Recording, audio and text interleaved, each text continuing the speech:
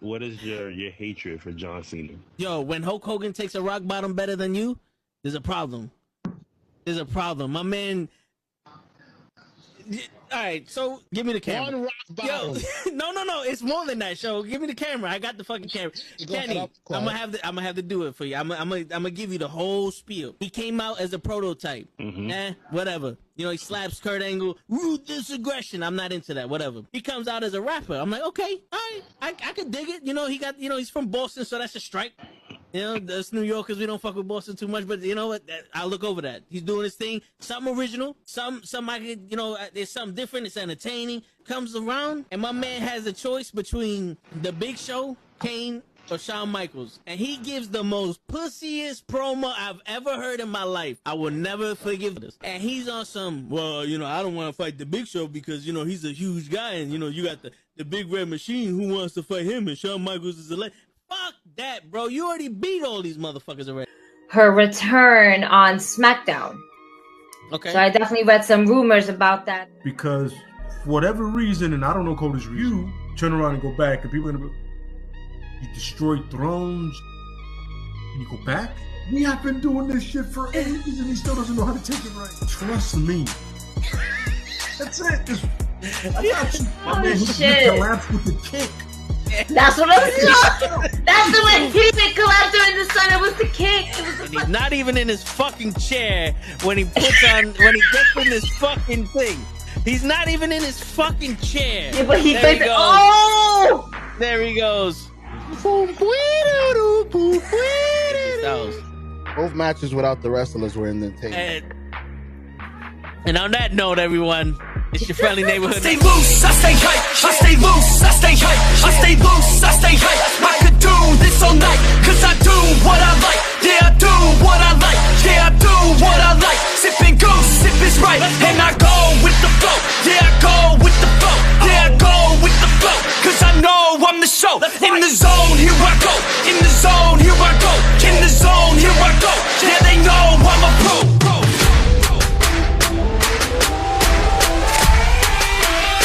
Let's go, let's go!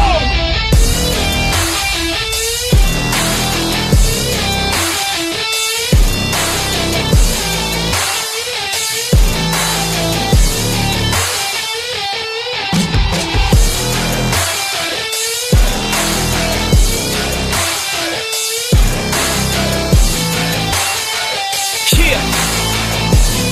Let's go! Here I go, I get lit, I get hyped for this shit! Right.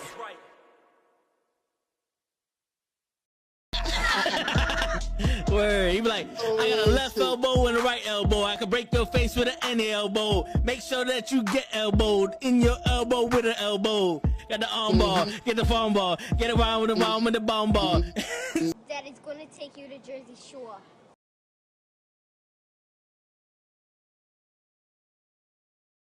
Yo, what's going on, everybody? It is fucking Thursday night. You know what that means? You wrestle with knuckleheads, baby. What's going on, everybody? How was y'all week? Got some news and wrestling. You know what I'm saying? We got some stuff to talk about. Not only just fucking Crown Jewel Perth and predictions for everything, but we also got some news.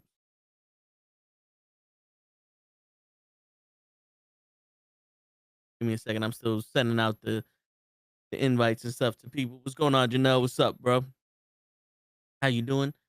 Shit, man, we got some news about Andrade Santos Escobar.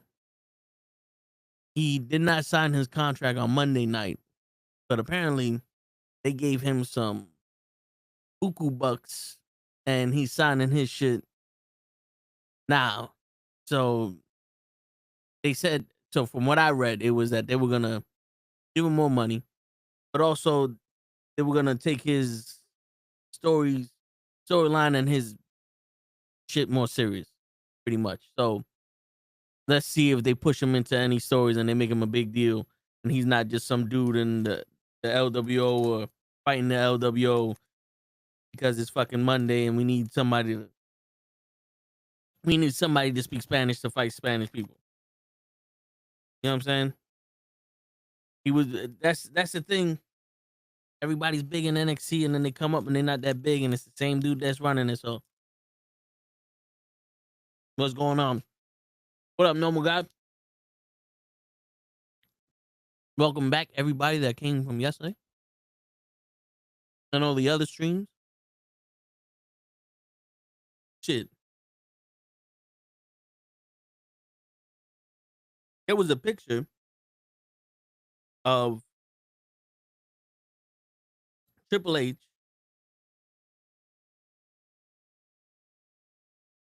No, there was a post that Triple H put up of Cody Rhodes. He said that he went on a plane for 10 hours to Saudi or some shit like that. Then found the gym at the airport, worked out, and then took another 8-hour flight to Perth. And that's Triple H saying that's our QB1 status, and that's what, you know, we look for in leaders and blah, blah, blah, and all that stuff. People run the ship. And I'm sitting here going,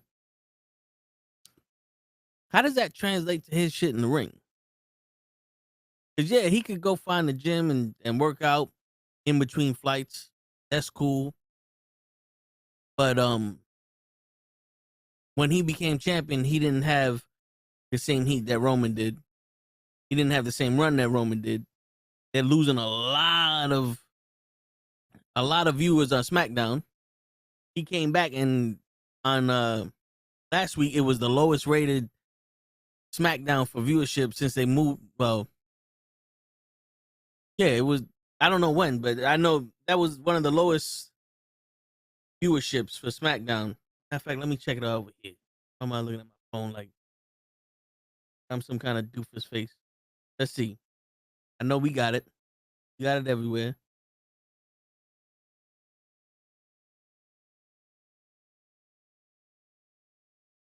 Hold up now. Yep, SmackDown rating has hit the lowest rating in 4 years. And that's with Cody being the QB1. I know what you're gonna say. Oh, Shawn Michaels and Bret Hart was the leaders, and their generation didn't have as many viewers either.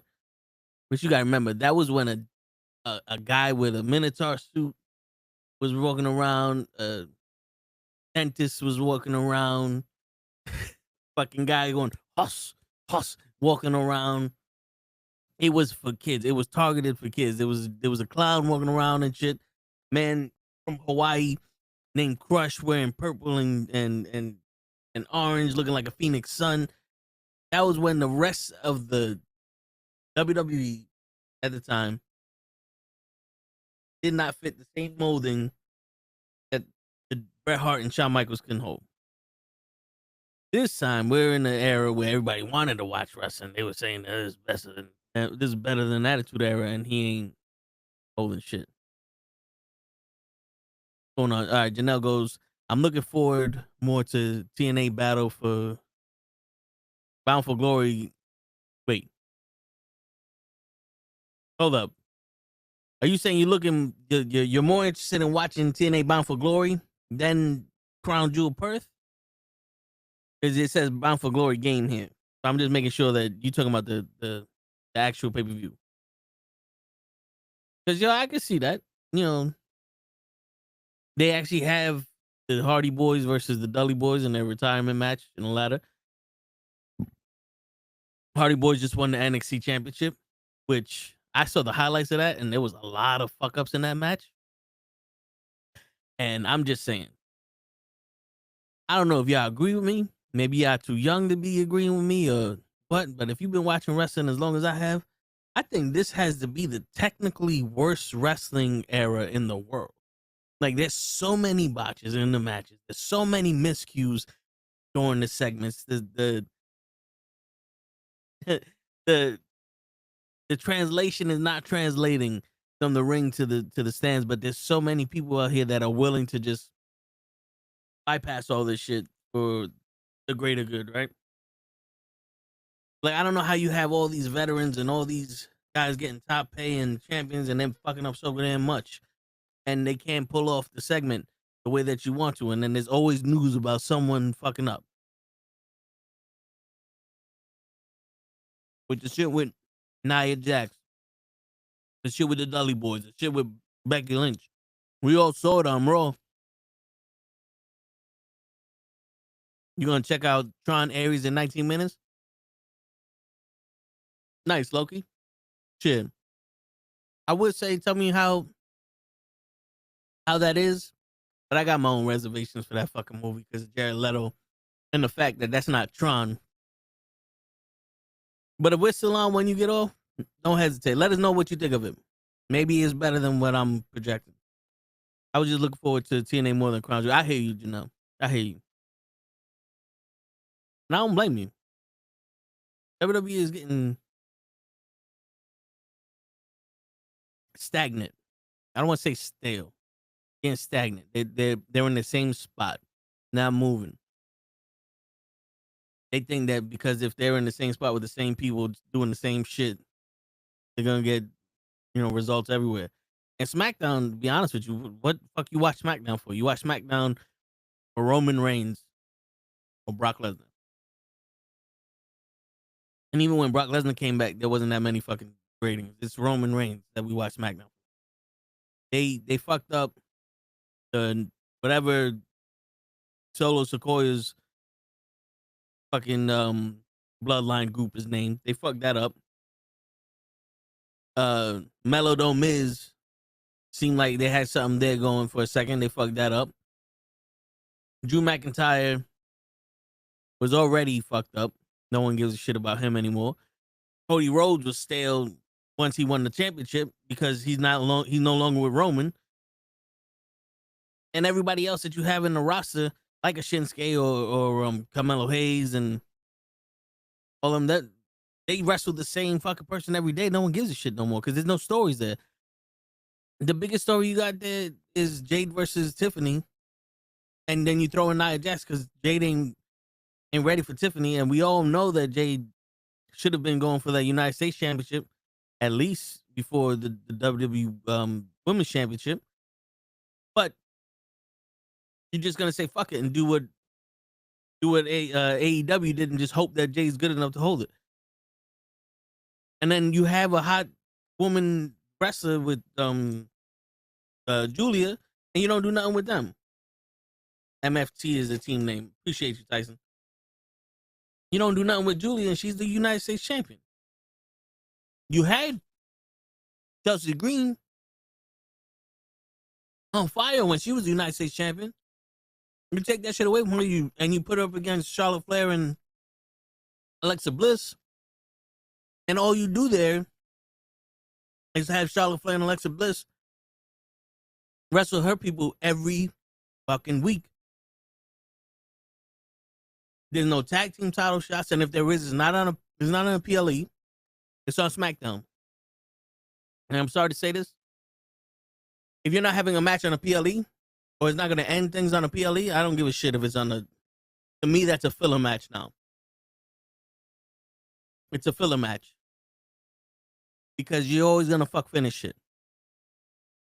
There's always been a fuck finish for every storyline that's been exclusively for Mondays or Fridays and not on the PLE has been a fuck finish.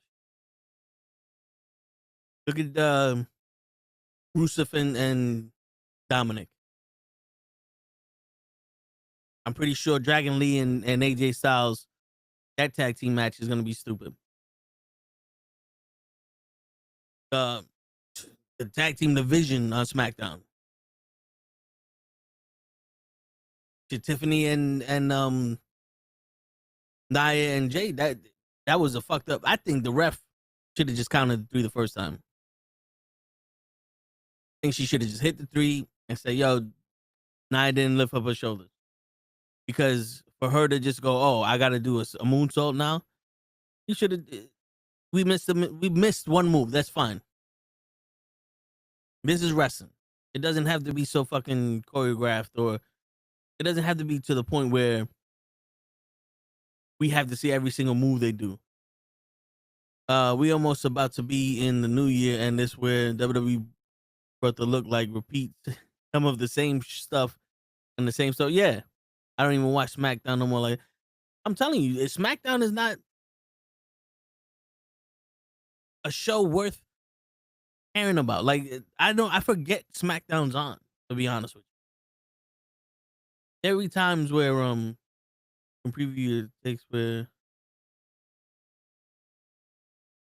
Okay, I don't know why that shit popped up, but there be times that I'll be watching TV before the Toe in the Show, and I'll be like, "Oh shit, it's 8:30. Oh, SmackDown's on." Or I'll see a post about something that happened. I'm like, "When the fuck this happened?" Oh, SmackDown's on. Completely forgot. Completely forgot that it was on.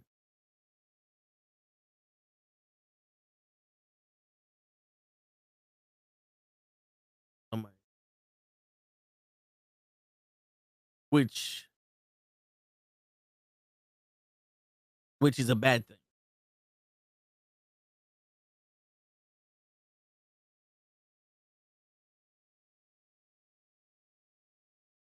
Keep going, but you gotta learn how to take notes and not make it look like you're reading the Google. Actually, I'm reading the Google. See, the thing is, like, when I'm putting stuff in Google, that shit just pops in my head during the stream, and I'm trying to find out information so that way, one, we learn something, and two, I'm not misguiding y'all with information. Now, this is a comment on one of the shorts for the comic book, the Super Soldier Serum comparison. Now, y'all know Cap is the guy that knows everything about comic books. I was there by myself, so I had to get some help from the Google. Appreciate the feedback, though. Trust me. I know. My shit always works sometimes. I watch NXT more than I do SmackDown. You know, to be honest with you, I don't watch NXT that much. I watch the PLEs for NXT just because I feel like they're more serious, and you know, they're actually gonna do something on the PLE. Does that make sense to you guys? Like I'm watching NXT, and I think NXT is just how can we get to the PLE? And I don't like wrestling that's like how can we get to the PLE? I want to see different things on Raw and SmackDown with the side quest of this is happening. Like the whole Jey Uso thing. That feels like that encompassed Raw now.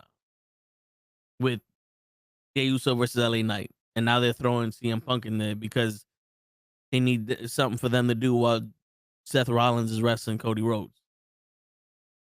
And I'm not a fan of let's just fucking throw shit together so we could get this story going. I would so much like to have something like the show means something with that stuff in the background. Because if everything is just let's get to the next event, then I just need to get to the next event. Then also, I don't need to see the buildup. Because obviously the buildup is we're going to say the same shit every week. So I hear them say the shit once. That's good enough for me. That's good enough for me.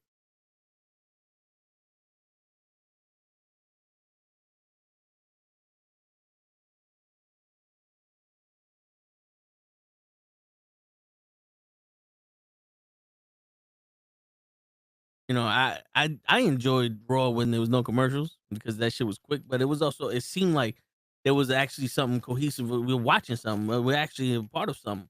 With all these damn commercials, I think that's what's killing wrestling also.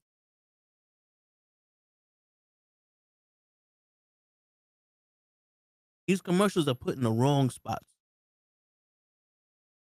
Because I don't mind one commercial during the match. Then maybe after the match, we go to commercial. We come back to a video. We have the match going. We go to another commercial. I don't need three or four commercials during the match. When you have a segment The two people are speaking for 20 minutes, and we don't go to commercial. Then you have a match where people are wrestling for 7 minutes, and we have 2-3 commercials, 2-3 commercial breaks. That's an issue for me. Because I kind of want to watch the wrestling. That's what I'm here for. That's like putting Monday Night Football on, and you're seeing every second of them making the plays in the huddle. They go up to the line of scrimmage, like, and then they go to commercial. They come back and the play's completed and it's third down. It's like, what? Wait, we just missed 2 downs. But now we're in the huddle again. We're looking at all this other shit, and then we watch a play. Then we go to commercial. Next thing you know, the scores change and the other team got the ball. It's like, wait, what did we miss? That's how I feel with wrestling. The minute somebody comes out, they go to commercial, we come back, and there's 2 people in the ring. It's like, wait, we missed something. Or somebody will come out with the entrance, we'll come back to live, we'll go to the backstage, we'll say some shit, and then we're in the beginning of the match, and like, I completely forgot somebody just walked out. So now it just seems like these 2 people, they got the fucking local guy treatment where he got the entrance on the commercial, and now this is a squash match. Immediately, my brain's like, all right, I guess if this match ain't important to them, I guess this match might not be important to me. Only certain matches survive that because you make them like we already want to see the match. Like, you know, you got the Raquel and Roxanne versus Bayley. Like, that's a match that I want to see. We all want to see stuff like that. So we make it important. But when you're watching LA Knight and Jey Uso do the same shit, it's like, how many times we gonna see this shit? Who's gonna run in now? You know, because it's not going to be no regular match. Or we see these people say the same shit. A match, Bronson Reed challenged Roman Reigns to an Australian street fight. That's a match that Bronson Reed has never lost. It's a street fight, bro. I believe, let me see something. Bronson Reed.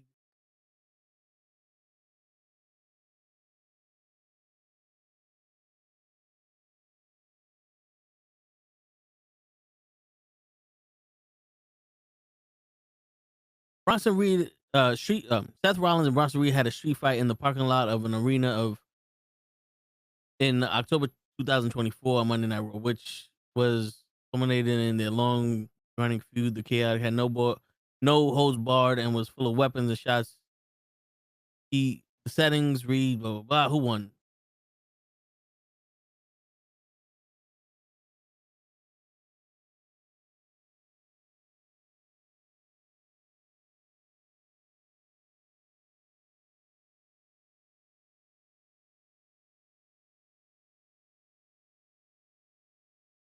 Okay, so the ending of it was Bronson Reed did a Death Valley driver on Rollins, sending him through a stack of tables outside a production truck. The devastating move left both men requiring medical attention. So I guess it ended that way.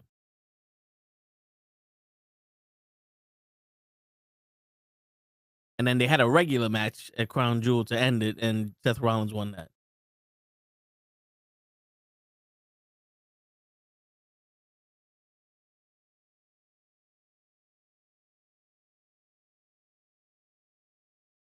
So, I mean, you can't say he's undefeated if he tied with Seth Rollins. Because my memory isn't as good as it used to be. But if I can remember, he had a street fight with Seth Rollins. And then y'all can remember he had a street match. He had a street fight with Seth Rollins, and he ain't win that because they both got carted off. So he ain't win that.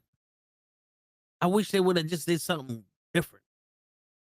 You know what I'm saying? Like something like, oh, he ain't never lost like this certain type of cage match, or you could put a lion's den in there. You could like the Australian jail pit. You know, something. Because remember, Bronson Reed made mention to the fact that Australia was a place where they sent the worst of the worst Samoans, because it used to be an island where they basically sent criminals. It was a jail. It was like a jail, but the island was like a jail. They sent the worst people there. Make up some shit like that to have Roman face Seth Rollins, just face Bronson Reed. So that way we're like, oh, what's this?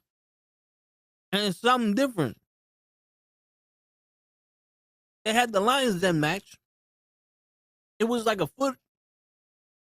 It was a wrestling ring that was like a circle. It had a cage, but it went up at an angle, and then it had a platform on top. Kind of like the shit that they did for Broseph. I forgot his fucking name too. But at SummerSlam when Seth Rollins fought the bro dude, and Daniel Cormier was the referee. Kind of similar like that, but there was no ring. They just had the map. Owen Hart fought Ken Shamrock in that Lions Den match. Steve Blackman fought Ken Shamrock in that Lions Den match.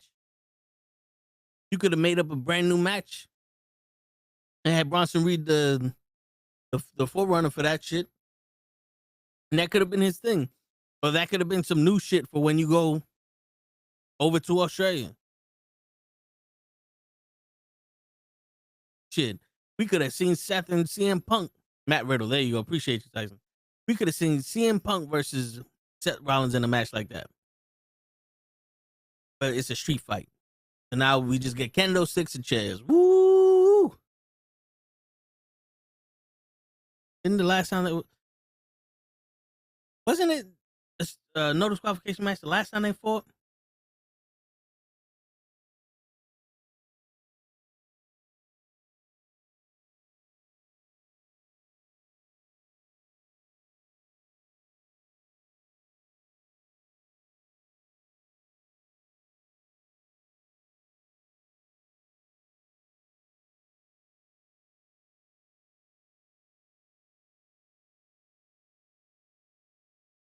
Well, I'm looking at it. Hold up.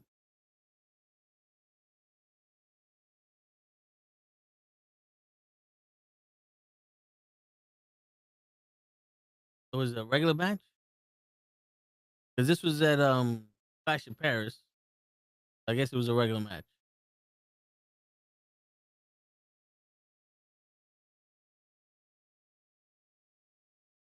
Roman Reigns defeated Bronson Reed. Reigns was taken out on the stretcher after Reed assaulted him with a series of tsunamis. Okay, yeah. And even then, with the tsunami, you could have had a tsunami match or some shit. You know, I don't know what the fuck you do, but something other. We're gonna have something that we have every day. And they think we stupid, though. They think I'm stupid because I don't think y'all caught it.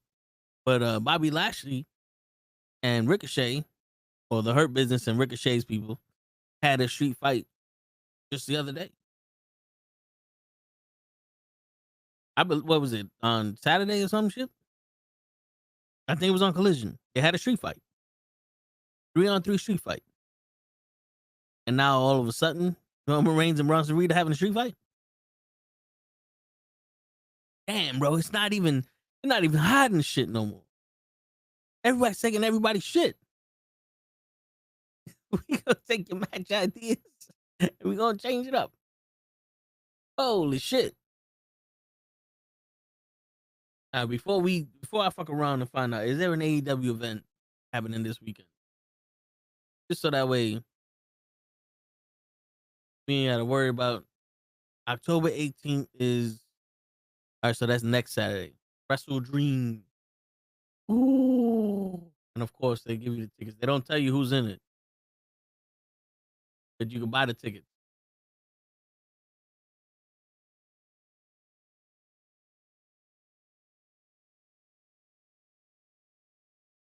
You can order it on HBO Max after you paid, or Prime Video after you paid. Yo, that's fucking crazy. These motherfuckers want you to pay for shit after you already paid the membership fee. All right, let's see how much the tickets go. Section 207, row H. $35. Let's go down to the The midsection 101. Well, you know what?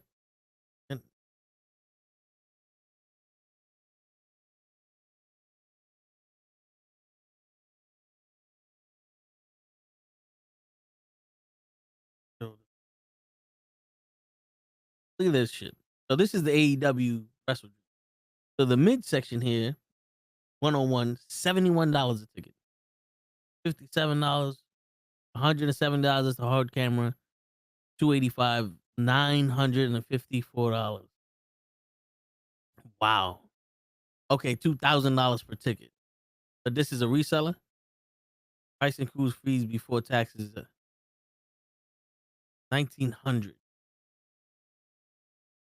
Verified ticket, resale ticket, $954. And these are just tickets that you get. Standard admission, $142. But you don't. Do you get anything special? There's a floor section. What the fuck they think they kidnapped? $281, 35.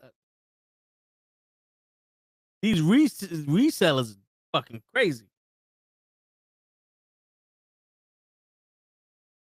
96. See, now these prices are reasonable. $170. That's not too bad. Like this section over here seems to be the best. $71. This midsection not bad. You get to see the entrance. You get to see the ring. This is where we were in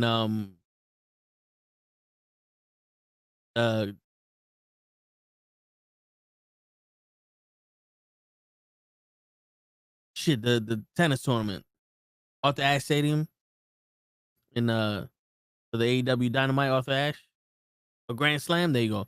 We was around this section here, but this is a different stadium. But that's not bad. I think it was like $80 a person. That's not bad. That's wrestling ticket prices. I don't know about these fucking $2,000 tickets though. I ain't spending $2,000, especially for one ticket, just to be on the hard camera. Like these people crazy. $190. You sit by the entrance, okay. $43 for these upper deck seats. Now that makes sense. That makes sense. But yeah. All right, but that's October 18th. So that's next Saturday. So we ain't gotta worry about making no predictions for that shit. Ooh, let's see what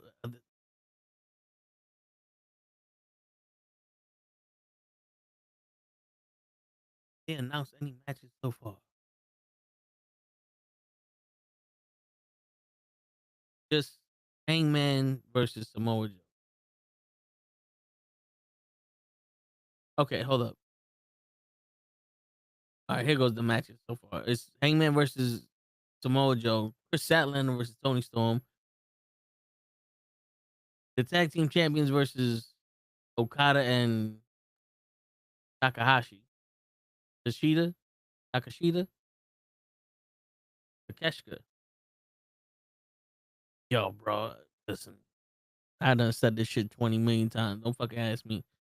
AEW TNT Championship, Kyle Fletcher versus Mark Briscoe, and the I Quit match between Darby Allin and Jon Moxley, and a $500,000 match, Young Bucks versus Jurassic Express. $500,000? What the fuck?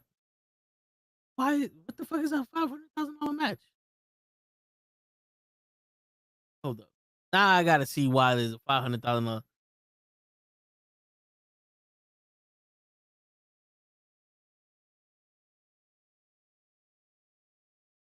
Now I gotta see why this shit. New and improved entrance after losing the EV titles 2 months ago. Young Bucks deliver payback to Jurassic Express. It's 2 minutes. They come out. Daly's Place. Oh, they got they got a new entrance for Daly's Place? That's dope. But so where did they come out with $500,000?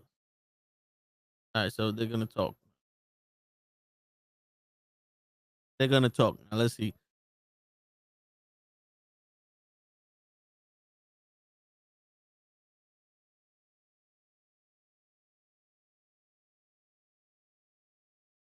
The Bucks are broke. Oh, so what? They're asking for $500,000 from the Jurassic Express?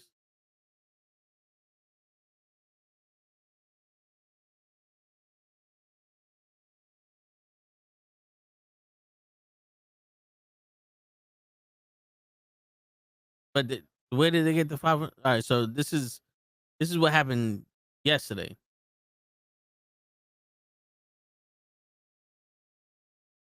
Which I hate their fucking move. They just showed their flipping tombstone shit. And Jack Perry's now Jungle Boy again because he has a little knife holder on his belt and little stirrups on his shoes.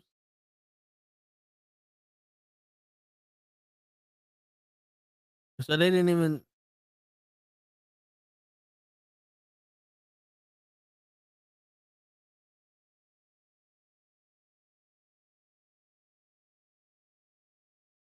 The Young Bucks hit the casinos and now are broke.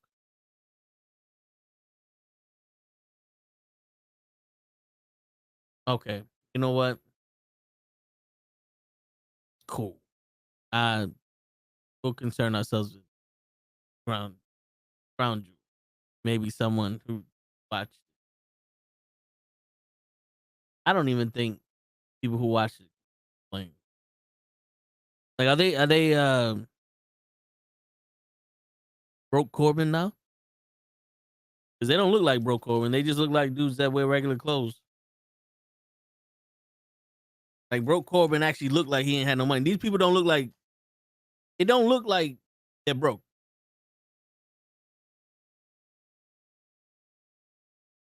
It just looks like they went back to wearing clothes, and not that stupid shit that they were wearing before. Like they got serious. That's a better description. They look like they got serious.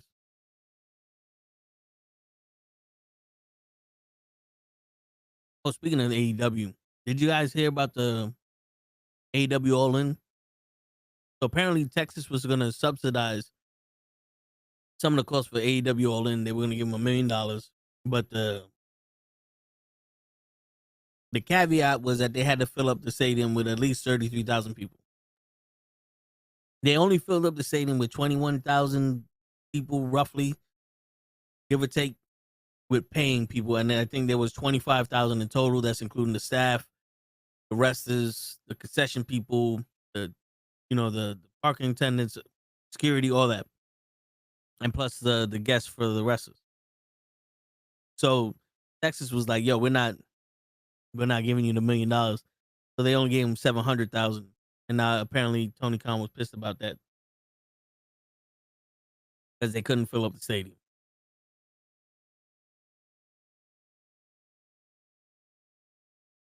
They lost EVP status, which being the elite, he blow through their money. Okay. So they lost the EVP status, and they try to spend their money to make more money, and they wound up blowing all their money, so they're broke. Cool. Now they're beating up Jurassic Express.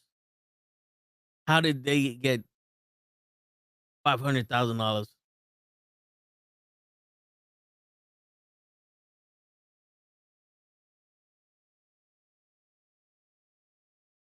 from the Jurassic Express?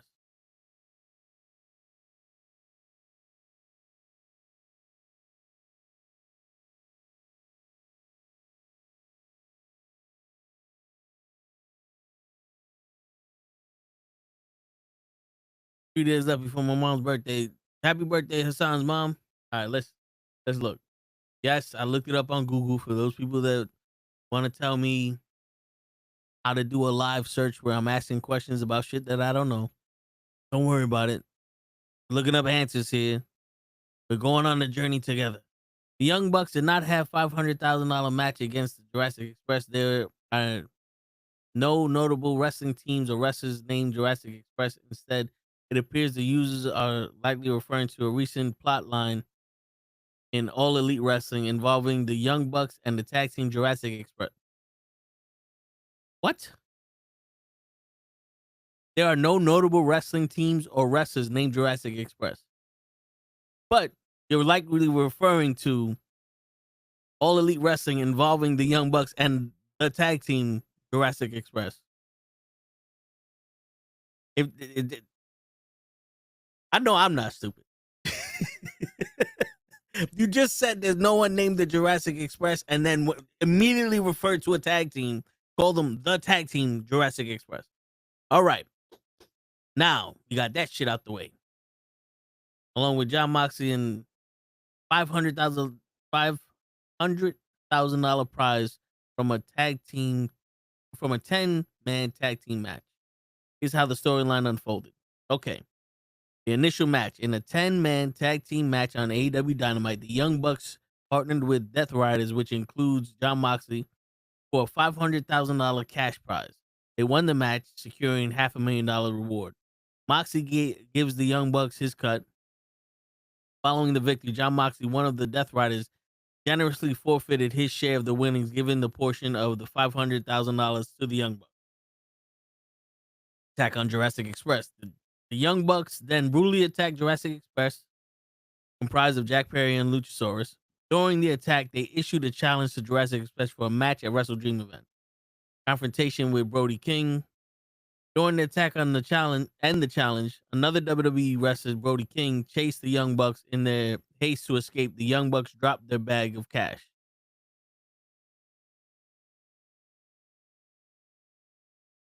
The name... Okay, my bad. All right,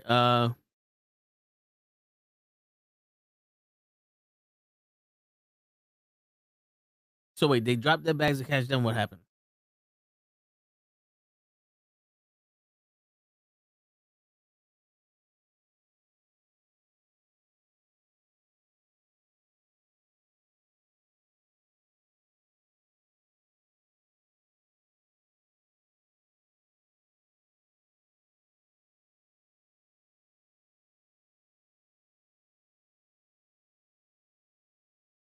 Okay, the Young Bucks won.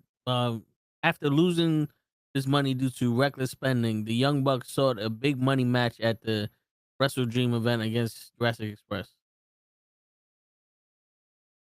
What? Okay, Nick Jackson's love for casinos and reckless spending led to the Young Bucks losing all their money. Because they were back to having $0, the Young Bucks looked for a money match to retain their fortunes, and Wrestle Dream pay-per-view presented an opportunity against Jurassic Express. All right, hold up. You tell me, Tyson. What up, Kevin? WWE will make money off a streaming deal with Disney, and they better. I mean, they did already. Shit, they made what, $1.6 billion with ESPN. Now they got to make money for Disney and ESPN. What's going on, Kevin?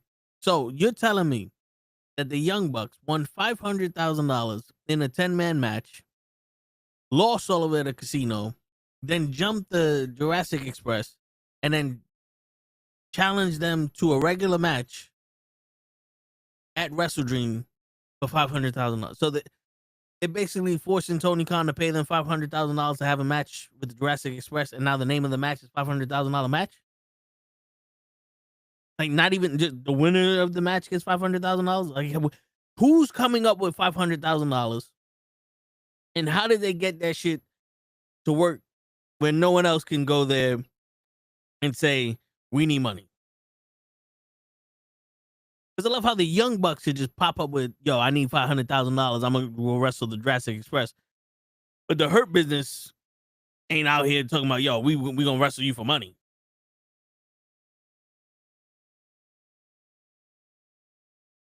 There ain't nobody else out here talking about, we going to wrestle you for money. You know, I make good money here. I don't need more money. Not even Mercedes Moné has made a match asking for money.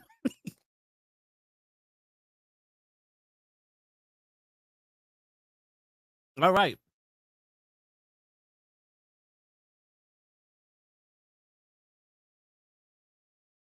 Here's another reason why I lost interest. Also because the Young Bucks and Jurassic Express, how long they been around? 5 years?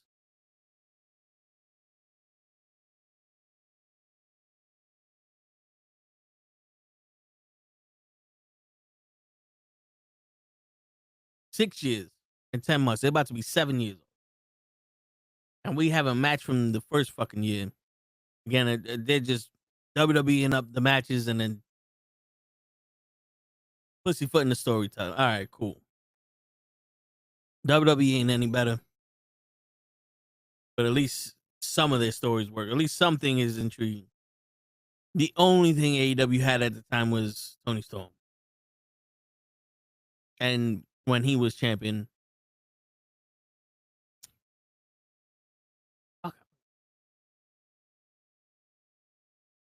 Swerve Strickland. I think one Jurassic Express. All right, so you're saying that the Young Bucks want the Jurassic Express to cough up the money to wrestle. That's even dumber. We're gonna beat you up, and now you gotta cough up $500,000 to fight us. What? I don't know what does it, that don't make no fucking sense. That's like fucking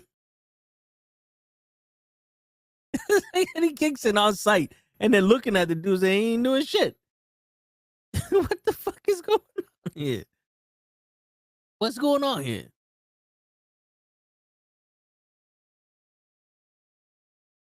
Holy shit. People are already excited for Andrade's return at the Rumble. That's the new thing going around. They're excited that Andrade will leave AEW soon and make his return back at the Rumble. Even though he's the champ for some reason. Okay, so you want to fight us, and if we beat you, you give us $500,000. Nah, we just fuck you up. Why wouldn't we just jump you at this point? You got to pay to beat somebody. If they were EVPs, maybe, I don't know. Like, they were still EVPs and they were fined $500,000. You want to have a match? You want to be back in this company? You got to pay the $500,000 first. I think that will make more sense than just, if you want to be here, then you better pay me because I need money and you need money and money needs money. They're talking about AEW right now, show. Nice. Who we gotta pay? Yo, dude, they're having a $500,000 match. Now, let me tell you the build-up. I'm gonna mute you real quick. Me myself. All right. So this is the build-up. The Young Bucks are no longer EVPs. And they had a 10-man match where the winner of the match makes $500,000. The Young Bucks had the $500,000 because they won. They went to casino. They lost their money in the casino. Then they jumped the Jurassic Express. You still with me, Sean? All right. They jumped the Jurassic Express. And now, if the Young Bucks beat the Jurassic Express has to pay the Young Bucks $500,000.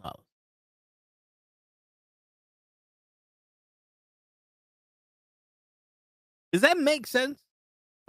Interesting concept. I mean, I haven't heard of anything like that in wrestling before, so it got me a little interested. I mean, it's different. But bro, that's like me going, I lost all my money. I jump you and go, you want to be mad at me? Pay me $500,000 and you can be mad at me and we can fight here. It's like, wait a minute. Because this seems like my cousin Vinny type shit. He's like, yo, I need the money that you stiff my girl over my dead body. Hold up, now I'm a lawyer. That's a counter offer. Do I have to kill you or can I just kick the ever-living shit out of you? It's like, if you kick my ass, I'll give you the $500. All right, do you have it on you? I can get the money, and then we'll fight then. That's like, what? Wait, hold on. That's like, that's like, I'm going to beat you up now, but if you want to fight me, you got to pay me money to beat me up. I fucked you up for free. This shit expensive over here, baby. Listen, bro, I'm an expensive entity. I Yo, don't get my ass beat for free. if life worked like that, you know how many people I would have fucked up? I would have been a rich man, yo. I would have been a rich man. You come fight me, $2 million. Yeah. Fight me for $2 million. Let's go, baby. Shit. And I'm talking because can you still hear me? I'm gonna take that as a yes. Nah, I'm saying I got the lead on my butt. I'm in on my headphone. I hear you. But if anything, I could just lower your mic or whatever. But the thing was, that's like Big John Studd beating Coco Beware, and to pay Andre for losing the body slam challenge. Yeah.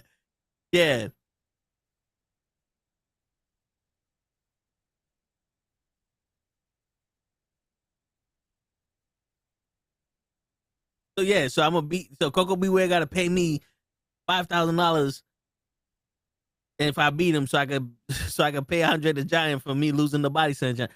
Yeah, because he had nothing to do with it. But so this was what's going on, Leon. So this was the story that I was telling before we got to this part, because I was trying to figure out if they had an event.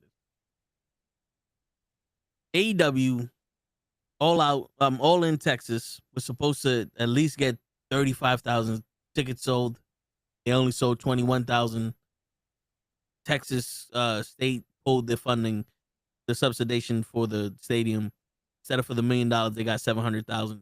Tony was pissed because he didn't get the required amount of attendance. And then we just started talking about AEW, and that's what fucked it up for everybody. Yeah, that's crazy. Like I can understand if Tony Khan was involved with this shit.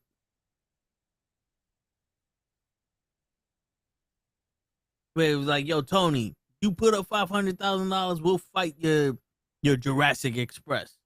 All right, cool. I don't know how the initial $500,000 that they won was put up in a 10-man match, but you know what?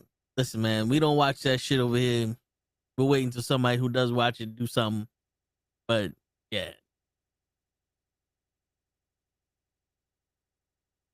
I was Leon. I don't know how much you heard, but I was making the statement that this era has become the worst technical wrestling era that I've ever seen, with the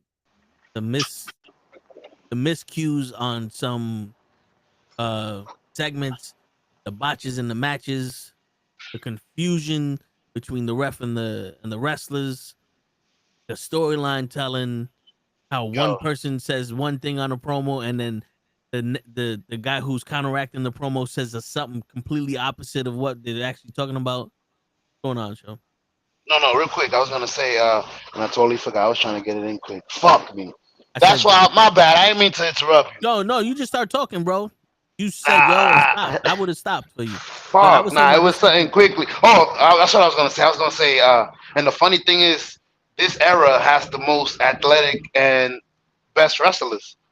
But continue, because the first thing you said is this era is the worst technical wrestlers, but they have the best technical wrestlers. No, they have the best jump arounders. Okay, but continue. You're right. No, because there's a difference between technical wrestling with like Jake the Snake Roberts, Macho Man Randy Savage, Mr. Perfect, Ravishing Rick Rude, Bret Hart, Bravo, Dynamite Kid. Like all those people were technical. Ricky the Dragon Steamboat. All these people were technical wrestlers. Ric Flair, technical wrestlers, right? And then you had the cruiserweights, which the cruiserweights were not stuntmen. You ever noticed? They always said ECW had stuntmen. It was people just throwing fucking weapons and fire at each other and all that shit, right? But the cruiserweights, they wrestled, but they had that added element of jumping and doing the high flying. Now this era is just doing a lot of, let's memorize the entire match, or let's memorize this entire spot. But either one, they don't remember the spot because they probably just put it out there on the spot, or two, It's too much shit to remember. Is Dolph Ziggler, or wasn't it Nick Nemeth? He was in an interview and he was saying that he didn't want to go to AEW because of that reason. Now I'm paraphrasing. Go watch the interview yourself, but he was basically saying that he likes to feed off the crowd with his matches, and that's what tells him what to do in the matches. In AEW, there's a lot of sequence of events that people have to remember, that he's saying that if he did that, it would take him out of the match emotionally, and he would just be sitting there trying to remember the spots. And that's not really wrestling. Nope, that's a choreography. Yeah. Now we're watching a movie. We're watching a fight in the movie. Word, a fight, a choreographed fight. Nice. Yeah.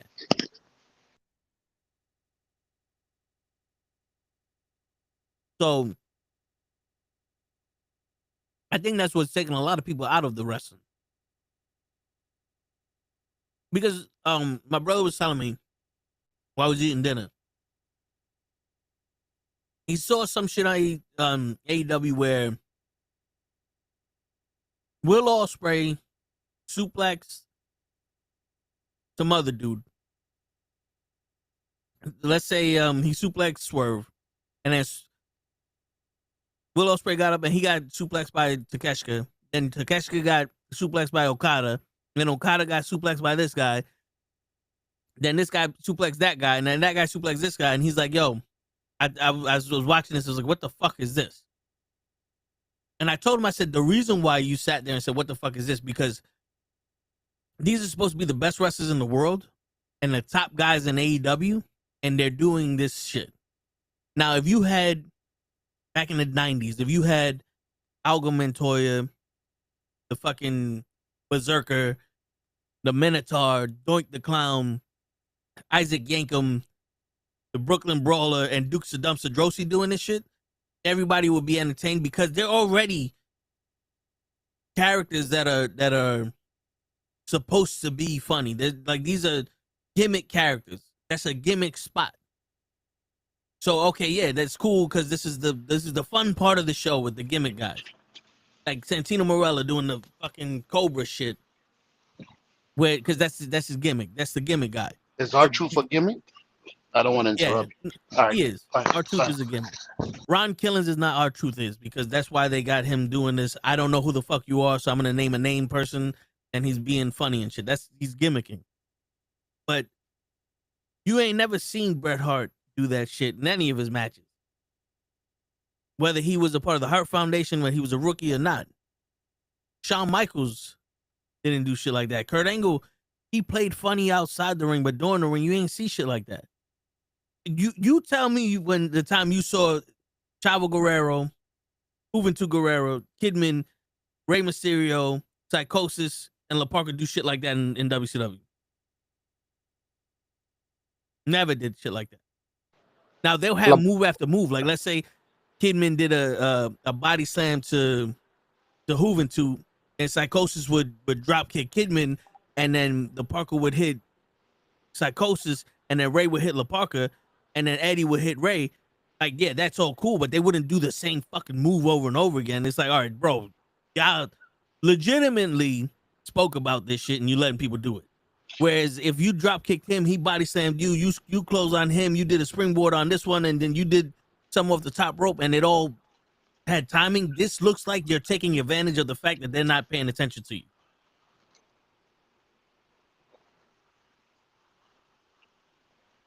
Does that make sense? It makes a lot of sense. I was just gonna, I wanted to get another quick question in there. La Parka's not you don't think he's gimmick? He was funny as shit to me. Well, in WCW, he was the chairman, but in AAA, he's not a gimmick. Okay. Like, you see, the thing is, a lot of these masks and all that, they have characters. Like, you can have a character where you're dancing on the seat and all that and not be a gimmick. The gimmick is, like, if I'm a dumpster guy and I come out here with a garbage can and all I do in my match is throw the garbage on you when I win. That's the gimmick. Like, at one point, the $1 Million Man kind of was a little gimmick because he would shove the money into people's mouths.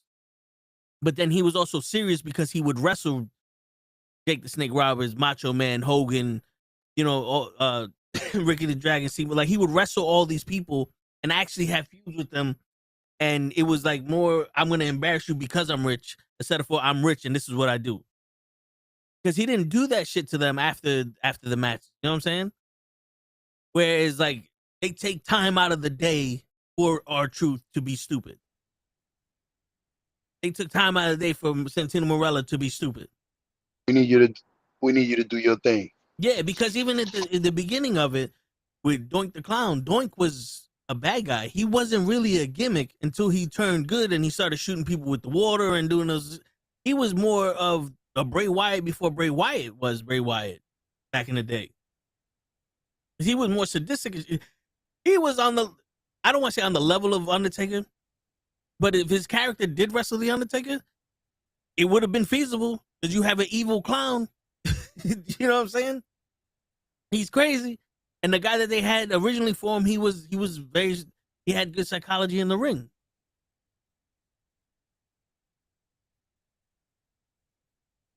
So was that the Brooklyn Brawler, the original guy? Okay. No, he was somebody else. Brooklyn Brawler was one of the Doinks when they doubled it up.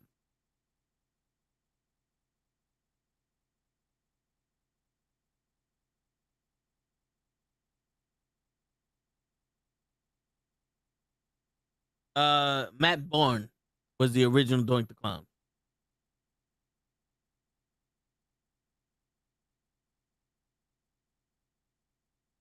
And then he was replaced because he got fired in 1993. He was replaced by Ray Apollo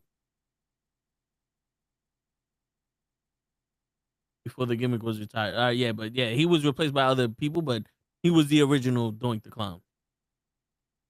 They actually have a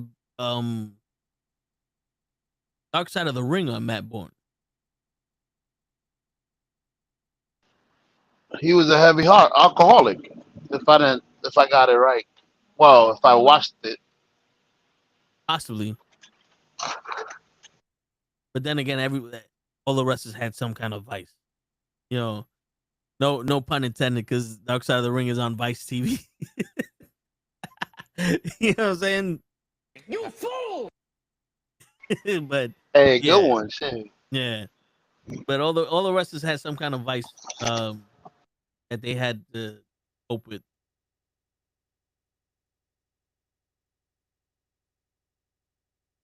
But what do you think of Raw? Did you watch Raw, or you was just here when we was talking about it?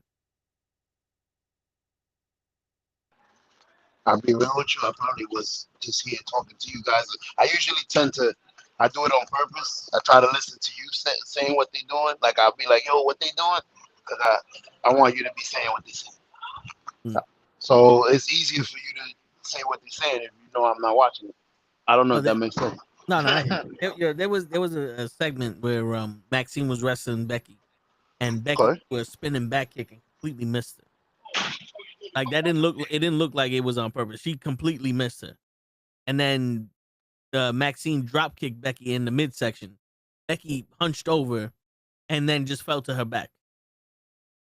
Like she hunched over and was like, "Oh shit, I was supposed to be on my back," and fell to her back, and then rolled out of the ring. It looked like this was Mortal Kombat 1, where they fucking this is the part where you're supposed to fall down. He's talking to somebody. He's talking to somebody out there. So we'll answer your question. I have a legit question. What do you do with Roman Reigns after? What do you do with Roman Reigns after the Bloodline, or after this story with Bronson Reed?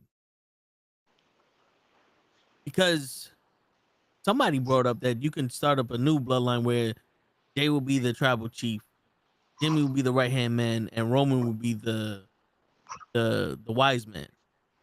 That's not a bad idea, but you would have to have Roman on TV a lot more than he is now. But and he's jet lagged according to his last post for 4 weeks. Yeah. Go ahead. No, I ain't want to interrupt you. No. Just a little note. You didn't hear what I said about Becky, did you? No, my apologies. Somebody started talking to me. So somebody, with the Becky, what happened to Becky? My bad. So she she missed the spinning back kick. Then she got kicked Okay. in the she got drop kicked in the stomach, punched over, and then just fell like Damn. 2 seconds afterwards. What's going on, Gigi? What's up, So fellas? they missed the kick, and then she still played it off. Is what you're saying? Yeah. Basically, like the guy flipped. Well, the guy did flip over the belt, and everybody fell down. The guy that missed money, something money, the big guy. Oh yeah. No, but this was like you remember the Naked Gun? Yeah. You remember how like somebody would kick somebody and then you look like, oh, I'm not supposed to do this, and then they just drop out of nowhere. Oh, yeah. Like that's what happened. It like, was too obvious. Yeah, it was like, oh, I'm not supposed to be hunched over. I'm supposed to be out the ring. Hold up. Oops. Ah. You know? What are we talking about? Because I'm lost. The Maxine versus Becky match. I was just naming that spot to see if Show saw it. But we was Gotcha. initially talking about what do you do with Roman Reigns after the Bronson Reed storyline. You said a good. Not to change the subject. You said a good story for I almost said show enough for more Roman Reigns, but I also heard on the internet that he's trying to get another right hand man, somebody 7 feet tall or something. Roman? Yeah. The only one I know that's that tall is Taller Lunga. But he's already with fucking Solo. I gotta look. See, I gotta send that shit more often. Some of the shit I see, and I'm like, my niggas already seen this. I don't gotta double up. They complain that I repeat everything, so I gotta start sending it. But that's what I saw on the internet. Supposedly he's looking for another. He's gonna start the bloodline with somebody else that's 7 feet tall. I didn't know that. If I find it, I'll send it to you. Go ahead, Gigi. All right, brother. I was gonna say, Gigi, I'm talking too much. You here? You just got here. What you want done with Roman Reigns? I'm chilling. I'm honestly, I'm just tired. I walked a lot today. I'm just tired. And I have a lot more walking to do tomorrow. A lot more. And on Saturday as well. I have an eventful weekend coming up. And it started today, so I'm just chilling. Yeah, Comic-Con is like a fucking marathon in itself. I ain't never thought the day that Gigi would be too tired for her travels daddy. Oh, I mean, no. Roman came out. It was good. I mean, Roman always comes out as always a good segment, regardless. In all honesty, for me, the person that sold the show the week is Maxine. I still haven't seen Title Tuesday. I caught like the first match, but I haven't even got a chance to see. First and foremost, I completely forgot it was on Tuesday. And then I started watching it, and then I started getting ready, and then I started watching it. So I never got a chance to fully watch it yet. So I can't even give my insights on that. WWE, though, on Raw, I mean, Maxine put out one hell of a performance. And all that training that she has done in the dungeon literally is showing, and it's so fucking dope to see, because it's like, this is like literally Natalia's project, and not to say her project, let me not say that, but Natty definitely took Maxine underneath her wing, and especially being trained in the dungeon, or with the wrestling school that Natty and TJ have. It's there's so much good talent from there, and you can see it in Maxine Dupree. So Yeah. it's good. It's dope. I'm not really gonna talk about Roman because there's none to talk about when it Well, comes to Roman, except for what the storyline of my brother shouldn't be listening to you, and why are you telling your brother that he can't listen to me? Is there a problem with my advice? Like, we've seen this before, but where does it go now? But You that know? was the That was the that was the question. question. Where do Oh, you I take guess the I story? don't The know where question it was, what goes do you now. do I with mean, Roman I feel after? like the bloodline is eventually gonna fall back in line. I feel like Jimmy might go ahead and be like, "Nah, they fuck with my brother, then I can't, fuck that. I'm my brother's keeper." And he might, I don't know. I don't know where they're going with that. I need a drink. I mean, I think right now Roman is there just for Jimmy and Jay because they need to change their perspective of being the fucking saviors, and because they seem like they're playing second fiddle to people now. Because Jimmy on SmackDown looked like he was playing second fiddle to Jacob when Jacob was in the United States champion and Solo was going after him. He kept helping out Jacob, and now that he's on Raw, he keeps helping out LA Knight, and Jay kept helping LA Knight. So we can either see Roman help Jimmy and or Jay transition to be heels, or we could see a new attitude from them and them, taking over from there on. And it's almost like Roman's like, yo, I've I've conditioned you to be the tribal chief, and since there ain't no more bloodline, I need you to step up and be the star for this family. You know what I'm saying? Something on that, you know, line where this might not be something where Roman continues afterwards, where it's just they pick up the ball with Jay and Jimmy, and then have Roman come back on some Brock Lesnar shit whenever they need him every once in a while. Because he's not having a full roster, like he doesn't have a full schedule now. I don't see him having a full schedule anytime soon. He didn't have a full schedule when he was champion. That's what I'm saying. I think Roman is one of those you could just put him in anywhere at any time and they'll be all right.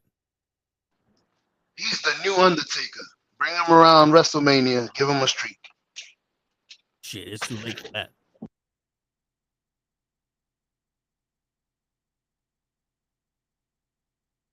And how it goes, I feel like we're starting to see the new side of Jey Uso.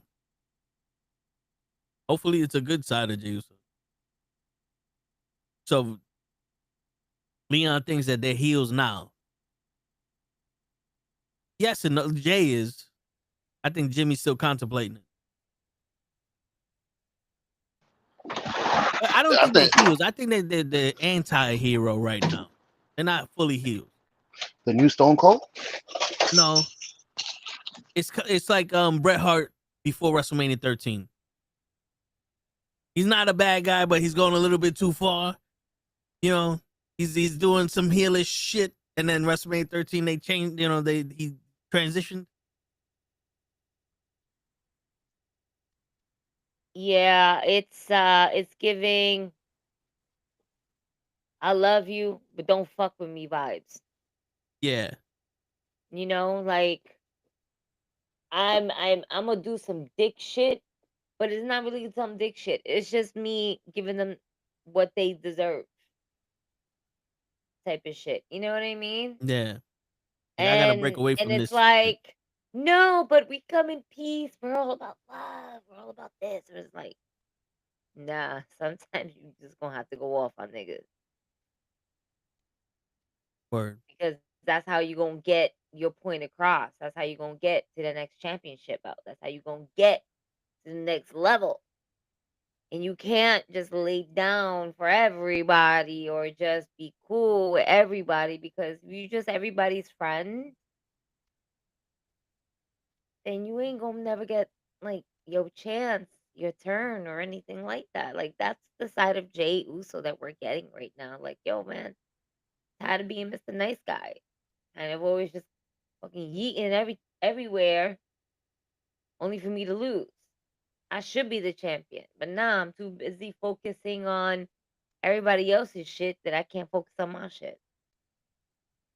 So I think, and then he's just not. He's standing on business right now, and because he's just been allowing so many people just run past him or shit like that in general. Now he's over it. I like that story. Like, nah, fuck that. I'm gonna stand on business. I'm gonna do what I gotta do. And if nobody likes it, that's their fucking problem. Yeet. Well, that's the thing. I think the no yeet about to come out. It's like you got the yeet over, but he ain't get himself over. Leon was saying he thinks they're heels because they attacked Punk, but you gotta remember Punk punched Jay first. I know Yeah. Jay was gonna hit Punk and Jimmy stopped him, but then Punk punched Jay. He blindsided Jay, and Jimmy got his get back. Because you gotta protect your brother. That part. So technically, they didn't jump Punk.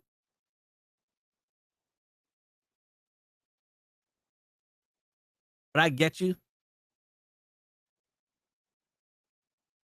I just felt like my whole makeup going my eyeball right now, and I'm like, You look like this. You got a bunch of shit in your eye right now. I do. I'm dying to take off my fucking makeup off. Like, my spawn right now is just taking over the shower, and I'm just like, I'm not going to. I hear you. That's why Show don't have his camera on because he can't take his makeup off neither. You trying to say I'm blackfacing? Shit, I mean, if the kettle is. Shit, UPS facing right now.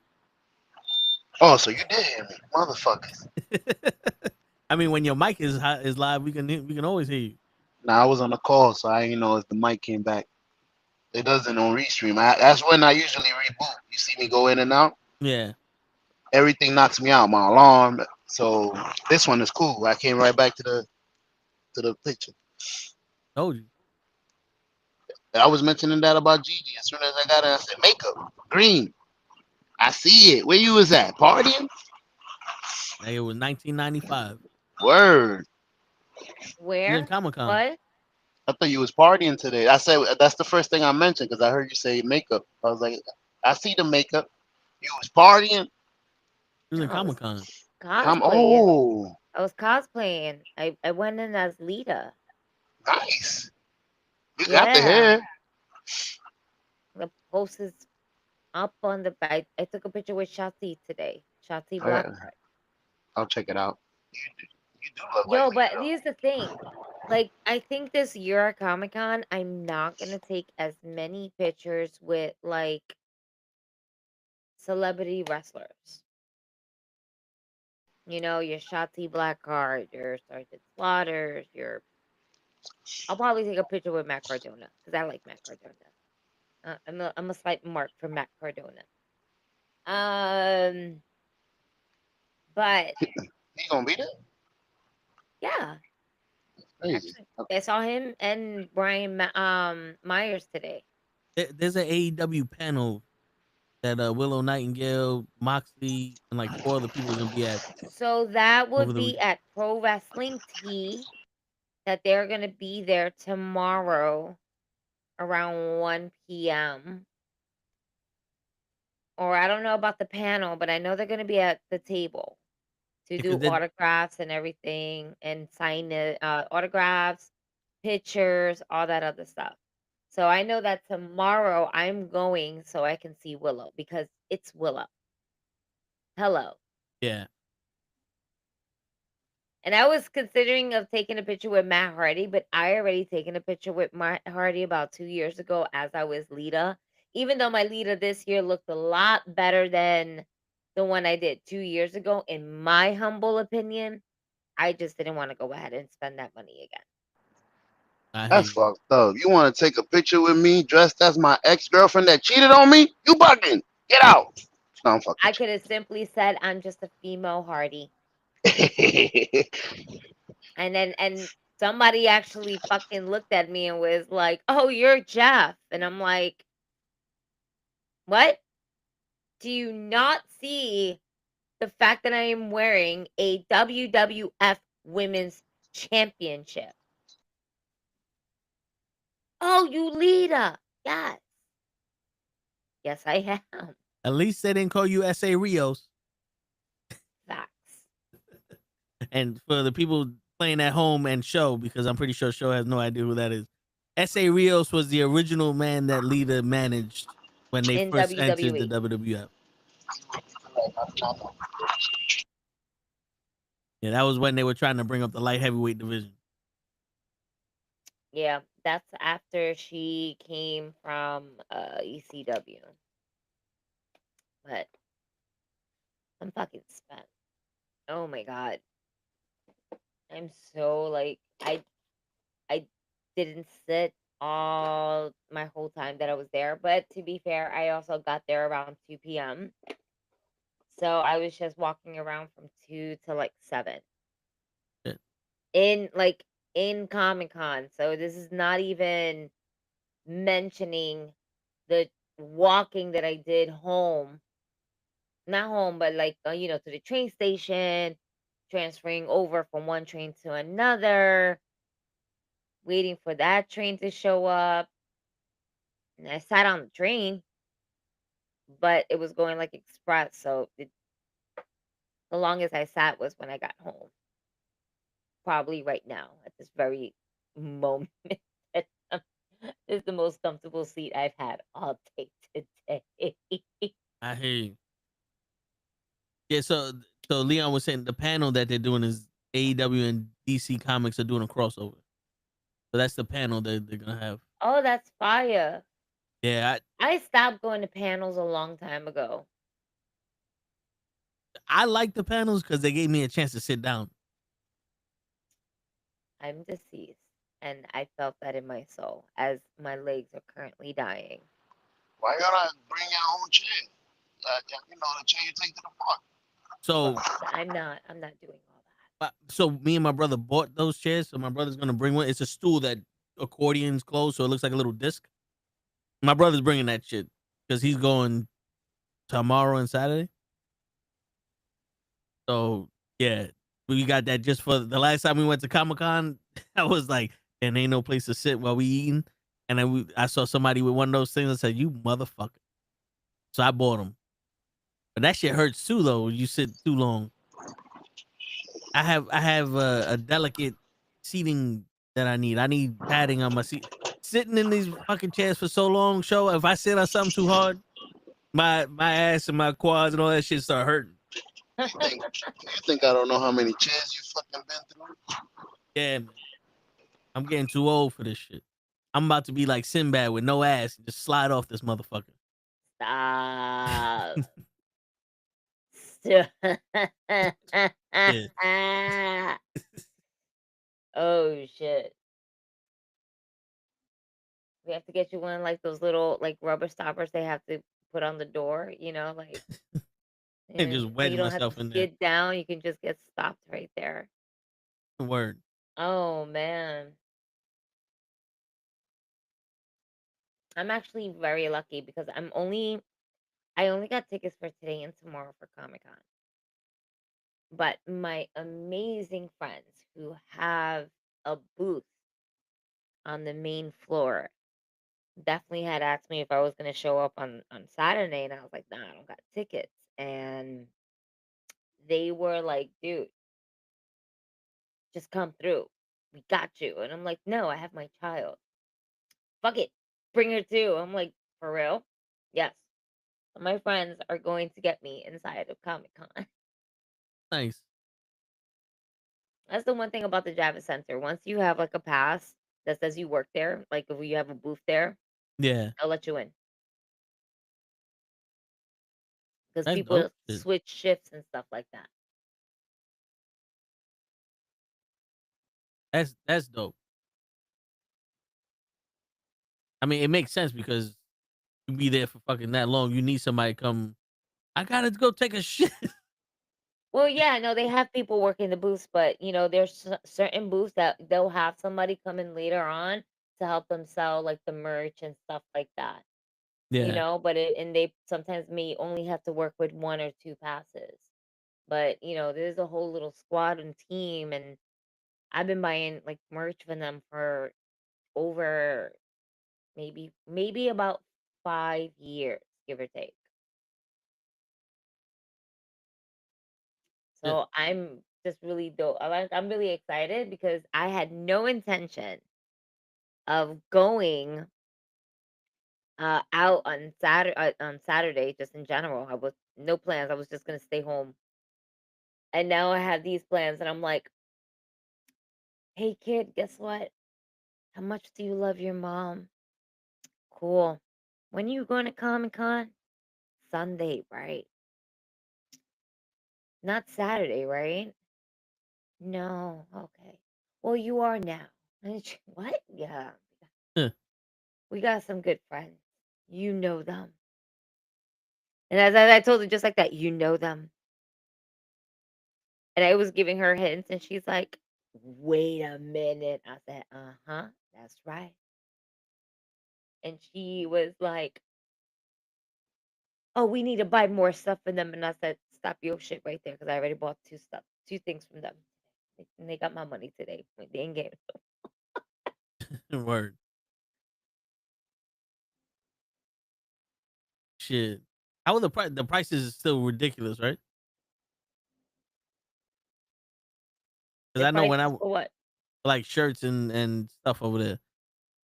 Because I know they had like if you buy 20 shirts, you get the 21st one for free. Like, look at this. Oh, well, I didn't go to that particular spot. I know what you're talking about, where they have like hundreds of shirts on display and stuff like that. Yeah, I the didn't go wall. there. I mean, by the time I got there, I just kind of scoped the land, so to speak. And Yeah, then tomorrow, wherever I didn't go, I'll probably check around and see what's up. But I definitely know I gotta be there early, because tomorrow at 1:30, we are gonna be doing the wrestling cosplay with Machoverse. Um, and it's just gonna be a whole bunch of wrestling cosplayers. And I will definitely be there tomorrow as the one, the only AJ Lee, because duh. Um, huh. I am currently trying to figure out the details on how the fuck I'm gonna be changing into shorts and like putting the whole AJ Lee cosplay together.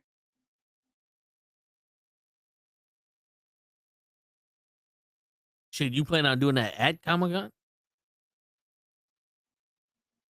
You might need some So, breakaways, windbreakers so or something. I I obviously she's wearing shirts. Tomorrow's gonna be a cold day. The next few days it's fall. We have officially hit fall. It's not a hot Comic Con. Not this year. This year said, fuck you. We're gonna be cold. And we might even be a little wet. Over the weekend.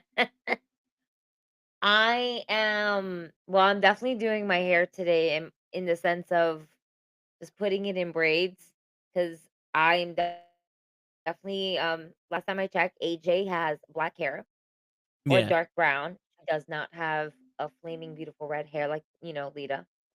Um and that's cool. But I have to wear a wig. So therefore that's one part that I get to do. Now as for my outfit, AJ is known to wear shorts, tall Converse with the cut up tee. I don't even think I'm gonna be able to do the cut up tee, but I'm okay. I don't think I want to do the cut up tee. I did enough of the cut up. I'm done. I'm just gonna wear a t-shirt. That's it. yeah, Um yeah. They'll get it with just if you wear AJ Lee t-shirt, you'll be alright. yeah.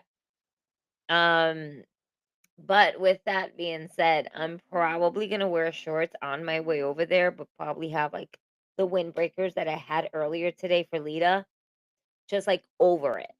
So I don't have to worry about changing when I get to Comic Con or anything like that.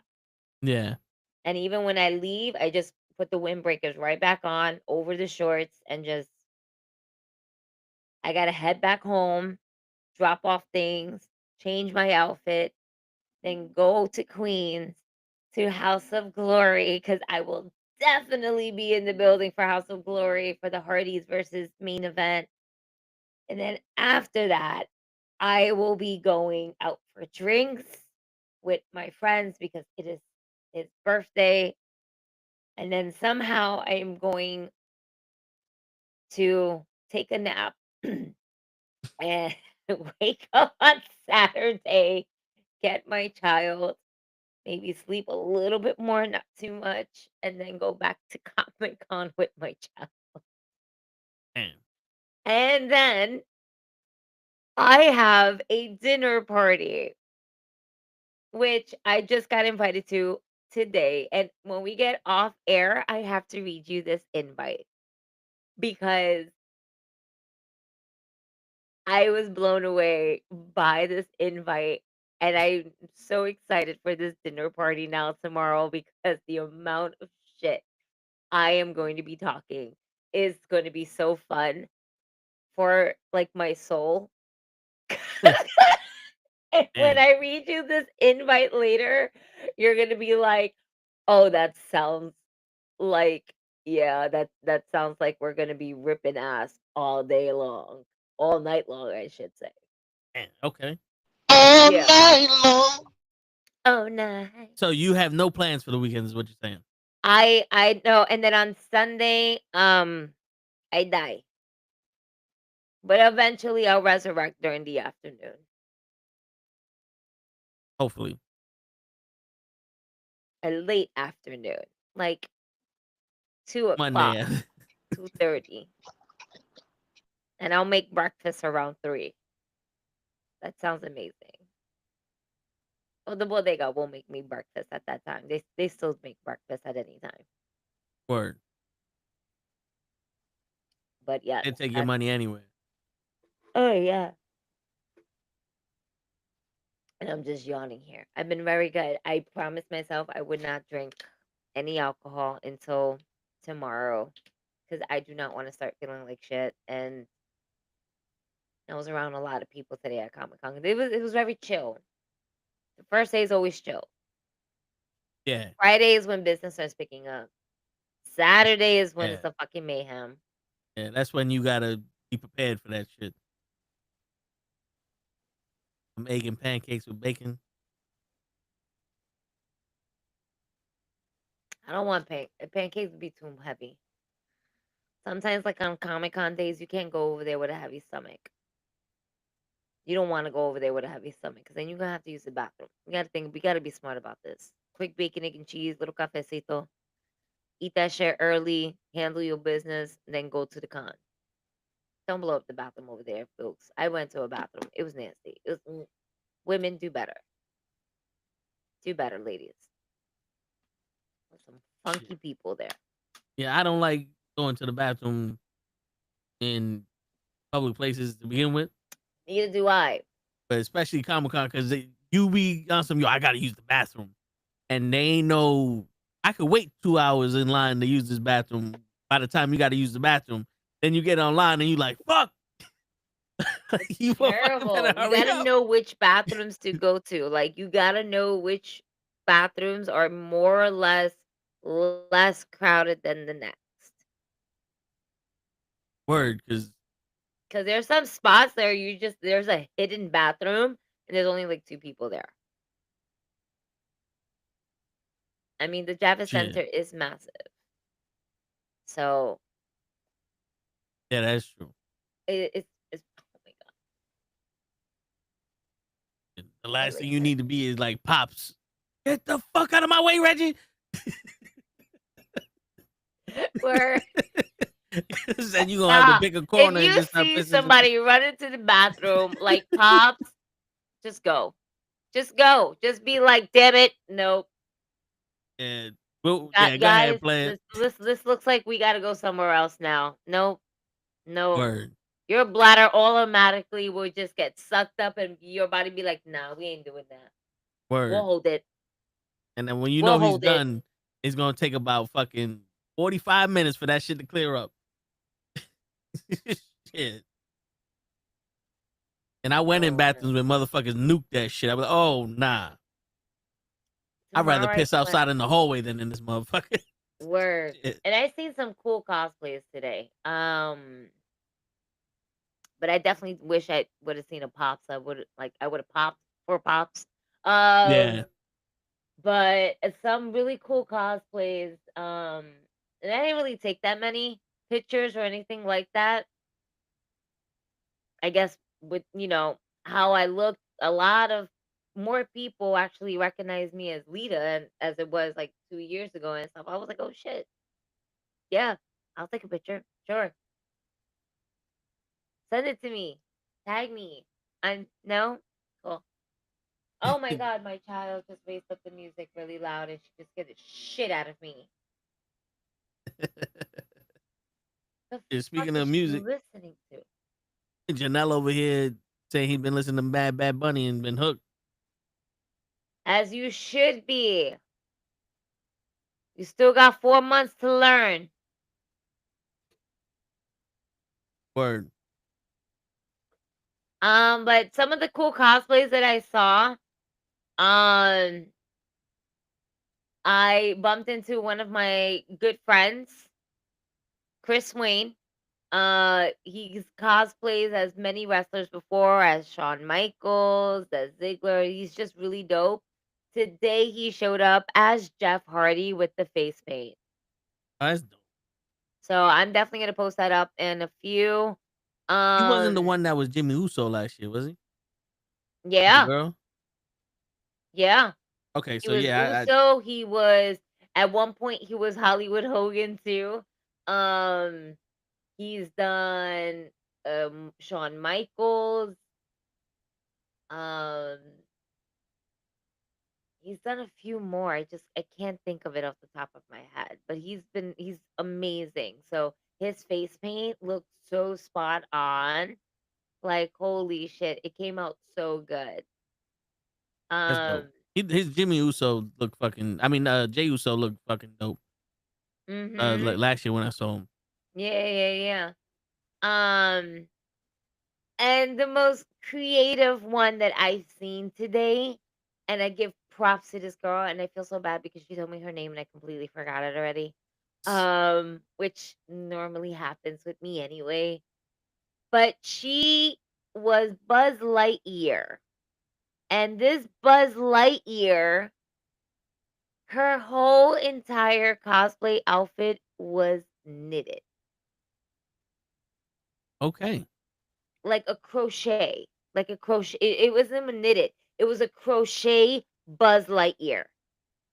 And Uh, it took her over 100 hours and a little over 2 months to complete. And when I mean complete, I'm looking at the picture now. She has the headpiece, right? Not the globe, but just the headpiece, right? The Yeah. purple headpiece, the whole like gear thing, the arms, and even down from the knees down of the whole entire thing. And she crocheted the whole thing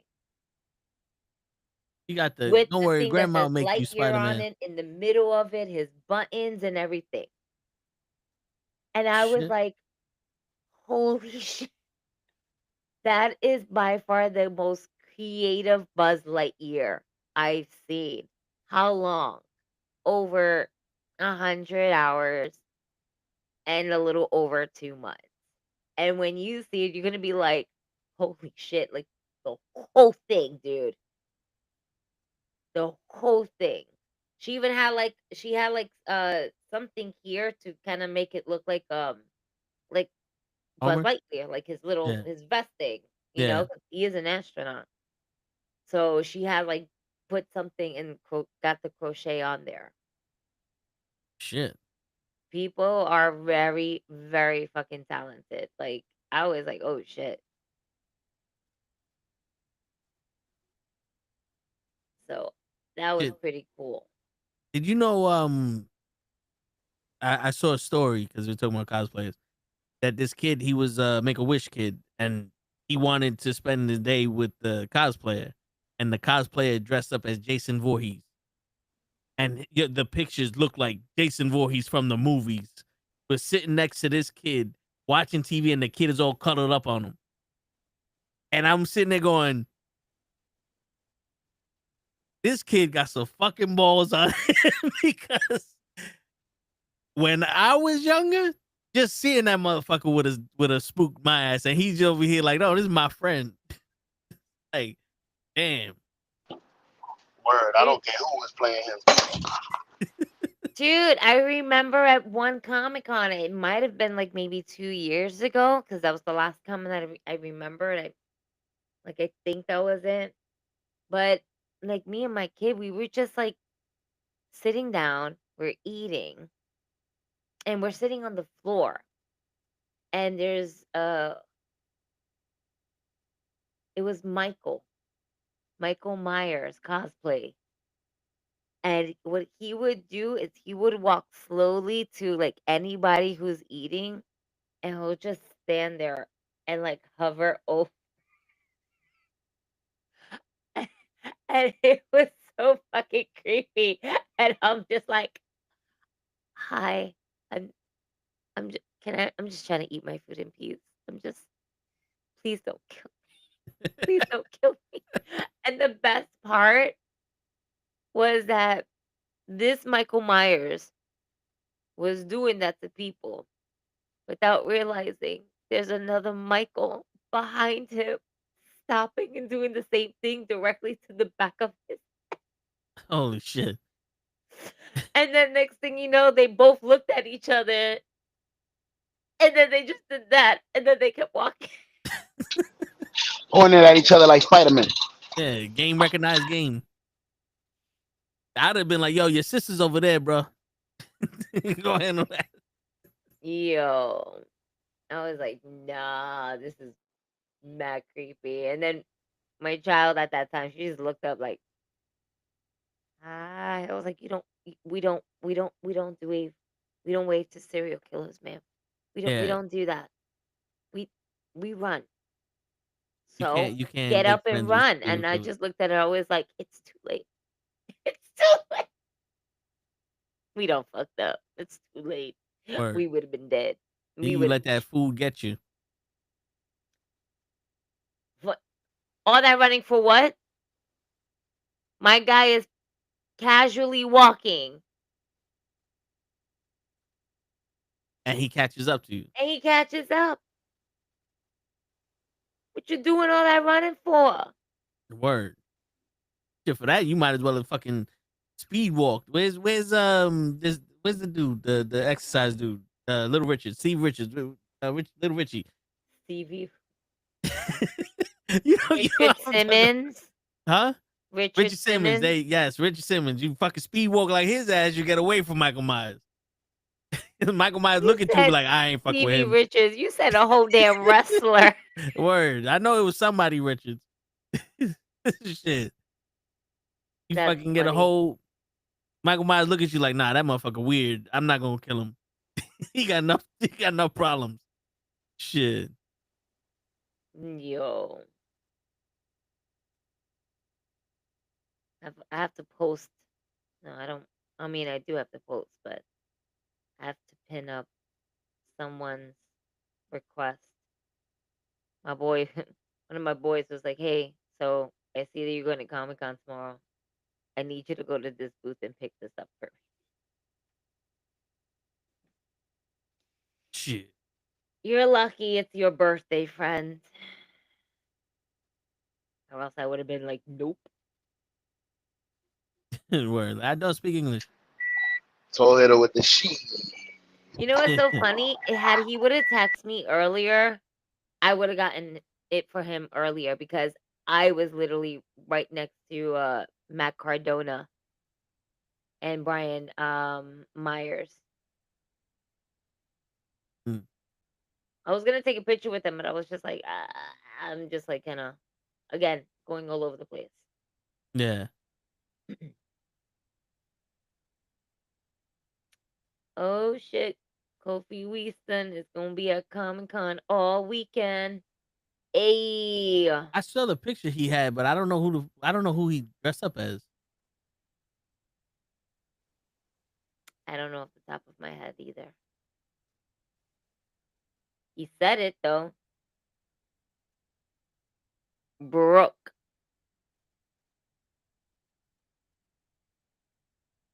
Brooke. Ooh. I don't know. I don't know who that is. That's probably like One Piece. One Piece. Yeah. Which is That's crazy because exactly what it is. One Piece. That makes sense. the lanyard last year was One Piece. Yeah. It would have worked better last year. Well, I mean,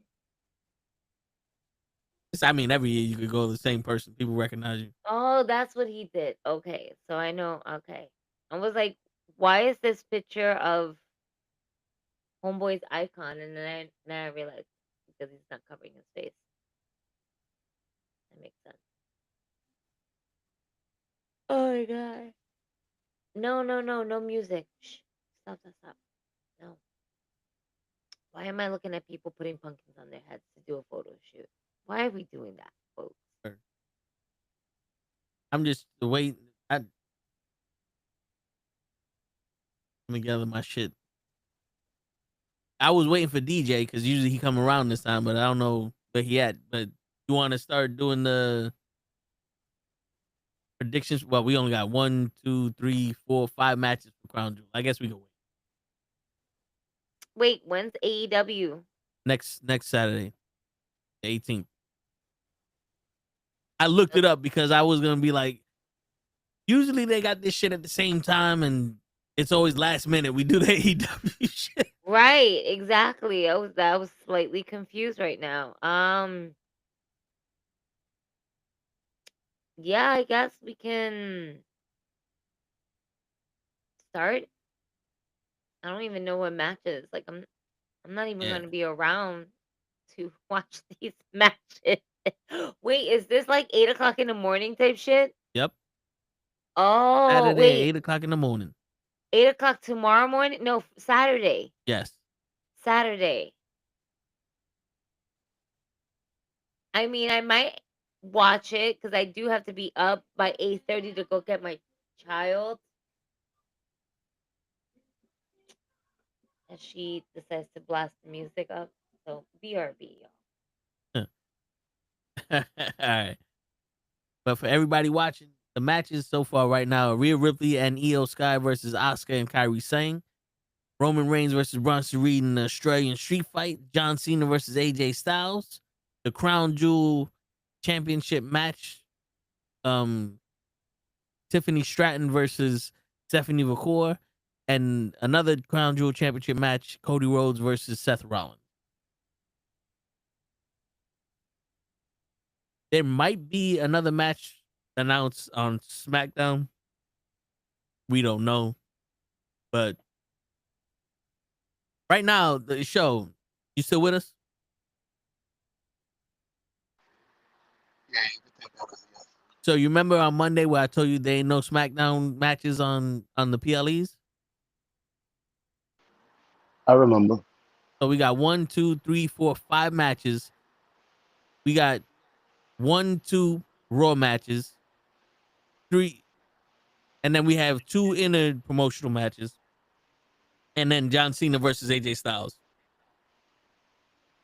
So it's predominantly Raw with 2 people from SmackDown, and then you have 2 guys that are just part timers and go wherever the fuck they want. So if it wasn't for Cody Rhodes and Tiffany Stratton, there would be no SmackDown representatives on the show. It would be a Monday Night Raw. Yeah. Nice. And it's been like that for a long time in that PLE. Are they stifling? I think Are they so. stifling the other show because it was number one and taking over their flagship because of Roman Reigns? So if I'm gonna be like, let's get into the mind of the business. I'm thinking that because SmackDown was on Fox, they had kept all of their stuff on Fox so people can tune into Fox to watch the SmackDown stories unfold, and left their things limited on PLEs so that way Fox gets the majority of the viewership based off of what they do on SmackDown. That makes sense? Makes a lot of sense. So fuck ESPN. Yeah, Okay. but they're not on Fox no more. They're on USA. So I don't know why they're continuing that brand. Because to be honest with you, if you had a story that was going to culminate in the PLE, it wouldn't prevent me from watching SmackDown. It wouldn't go out.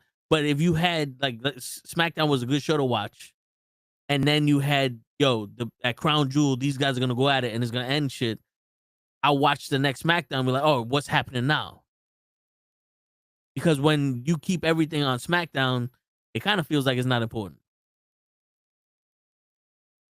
You know what I'm saying?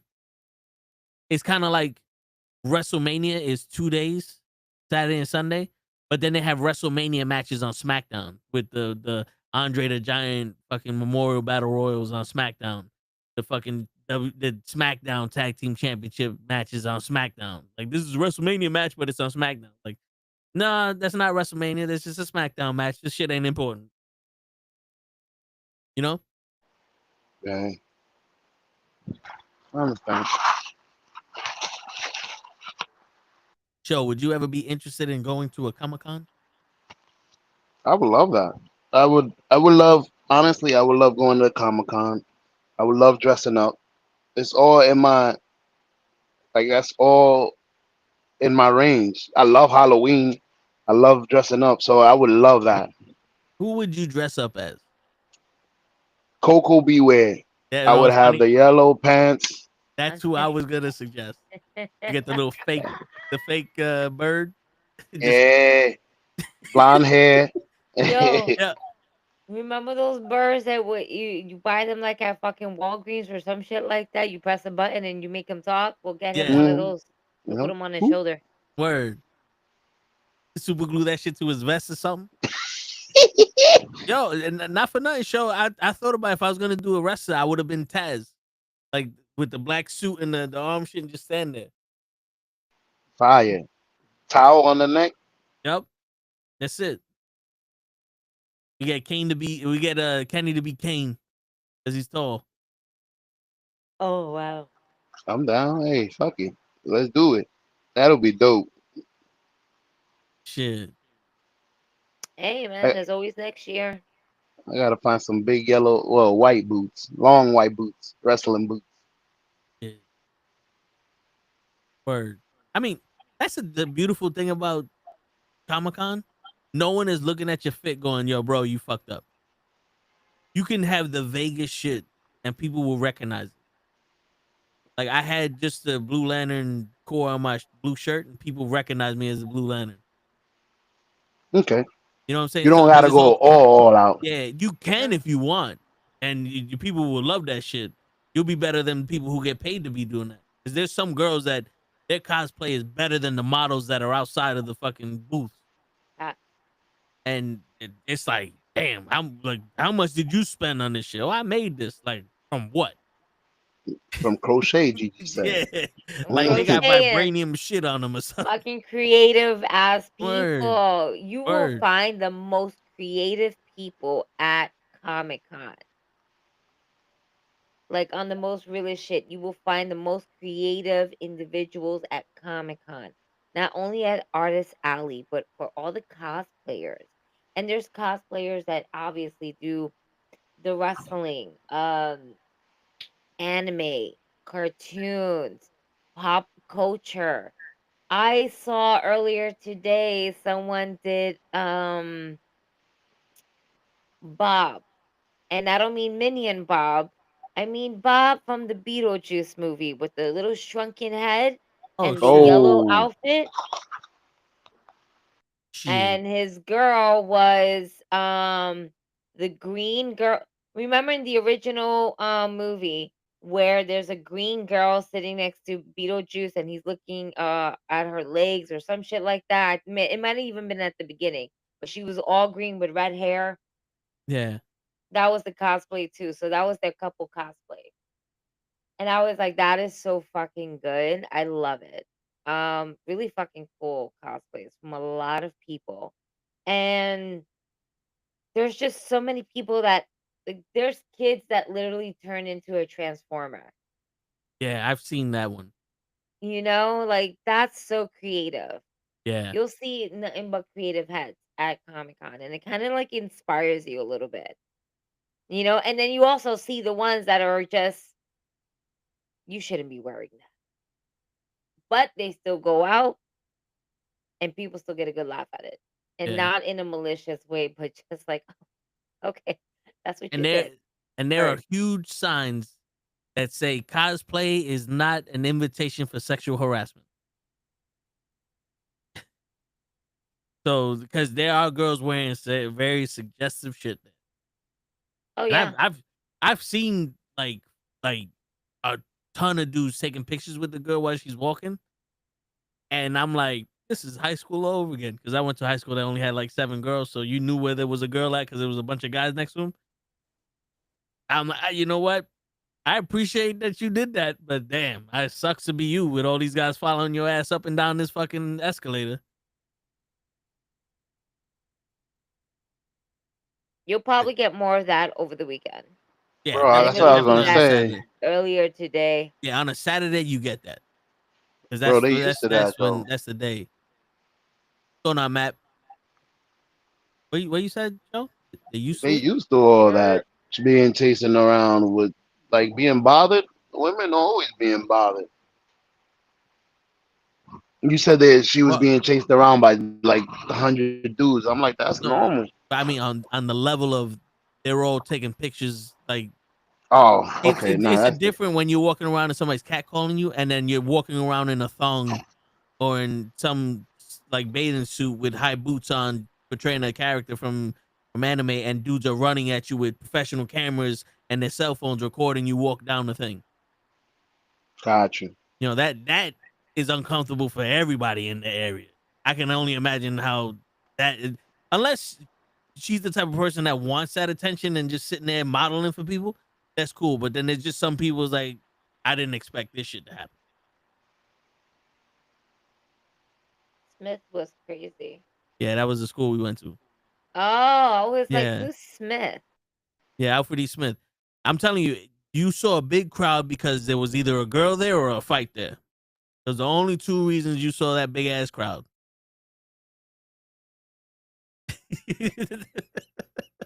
There's either a fight going on in the corner or there's a girl over there. Good times. Never do that shit again. If people are like, yo, would you rather do this? Nah, I wouldn't want. They do that to you every year at Comic Con? Because I keep telling you not to wear the thong, Matt. That's why they chase his ass down. Be in that thong Comic Con. If you want to see Matt Awesome Comic Con, he's in booth 1472. He'll take pictures with anybody that got $50. And it comes with a $1 chunk of fee. Word. I'm very tired. My words are just like fumbling. It's all right. I still got water. I'm so done. I still have to be. I'm still parenting. No, I mean, if you I was want, we about to could do say I the. still have to be a mom. Like that job, like supposed to like clock out. Like no, I'm still Yeah. parenting at the moment. Word, Leon. Yo, Comic Con be the place these girls let loose. Like, you think you see A some lot shit of in the them look fucking for it parade? for the attention. For if it's not the attention, they have a team that's doing all of their, photo shoots, a manager, whatever the case may be. Yeah. They have people to do stuff like Oh, that. yeah, there's some girls that they hired to do that because last year we went to this booth. It was a startup digital comic thing where they had the rights to distribute some comics over an app, and the guy who ran the booth hired some strippers, and they literally came with that the electrical tape bikinis. They came dressed up as that and just stood outside the booth to get people to come into the booth. And the dude was like, yo, I didn't know that they were here to do that. So they just stood in front of the booth, and I'm like, yo, what the fuck are they doing? Like, the guy that ran the booth was so nervous. His boy didn't tell him he did that. He's like, yo, everybody came to ask us questions. And then they started asking about the girls. Like, I don't know. They just not leaving. It was fun, though. Oh, man. Word. I mean, if you want, we could do the predictions and then call it a night. Yeah. Let's do that because I'm like, well, oh my god, I'm like, I have not yawned this fucking much on the pod because I'm just... Yo, Matt, I will also be at the con tomorrow and then hug. But bro, I am going home first. So I'm going to con. Okay, then I'm coming back to the Bronx to drop off stuff, to change, and then I'm gonna go to Hog. And then after Hog, I'm going out for some drinks. And then on Saturday, I'm going back to the con. And then on Saturday night, I'm going out to a dinner party. So catch me if you can. I'm gonna be the white rabbit now. I'm gonna be the white rabbit. One of these years, I'm gonna show up as the white rabbit for And con. you set up your daughter as the QR code. It'll be to the Knucklehead Network. Imagine. We'll do the whole rabbit going down the rabbit hole, and then when it starts, like shooting up, it'll shoot up the Knucklehead. Gotcha, bitch. Shit. Nah, that's something there. Oh There you go. shit! We got an idea there. Shit. Facts. All right. So what is the card? What is it looking like? All right. So there's 5 matches. We got Rhea Ripley and Io Sky versus Asuka and Kairi Sane. An Australian street fight between Roman Reigns and Bronson Reed. John Cena versus AJ Styles.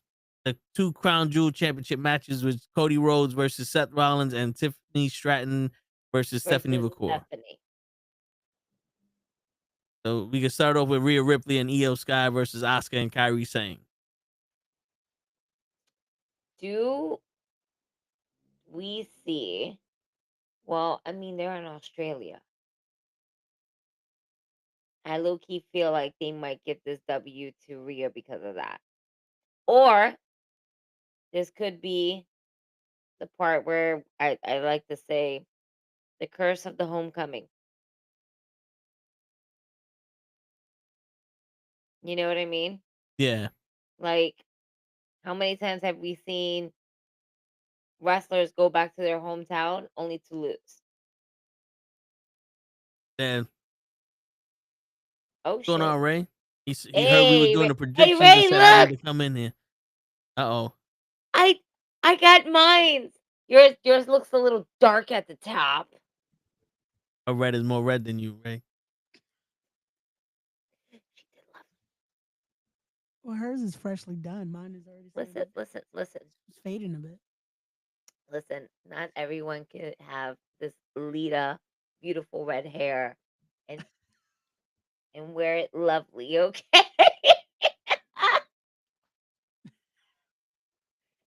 What's going on, y'all? Yeah, we just got into the predictions. You came in here just in were time. about to get into the predictions because I'm like, I was watching. I was just. Oh, so you ran in here to do the predictions? Legit. I was like, "Fuck, I'm gonna miss the predictions." Hold on, let me jump in. Okay. All right, so I was about to call you Lita. Gigi, you're saying the curse of the homecoming. I mean, it suited for today. I was gonna be in my whole cosplay outfit, but because I was told about this random dinner, I was trying on like the dinner outfit to see which one. Because again, we'll go into detail off air. Yeah. Again, with Rhea Ripley and Io, I feel like this is one of those WWE curse income, when you're home, it's the WWE curse. You'll never go over in your own home. But Rhea Ripley is really hot, and she's always a hot character to sell, not to sell, but she makes the money. So for them to be back home and for her to lose would be a huge L on their end, but a W on the story because it only shows and proves how strong Asuka is trying to be here. My question is though, are we gonna have like Kyrie go back and forth and feel conflicted?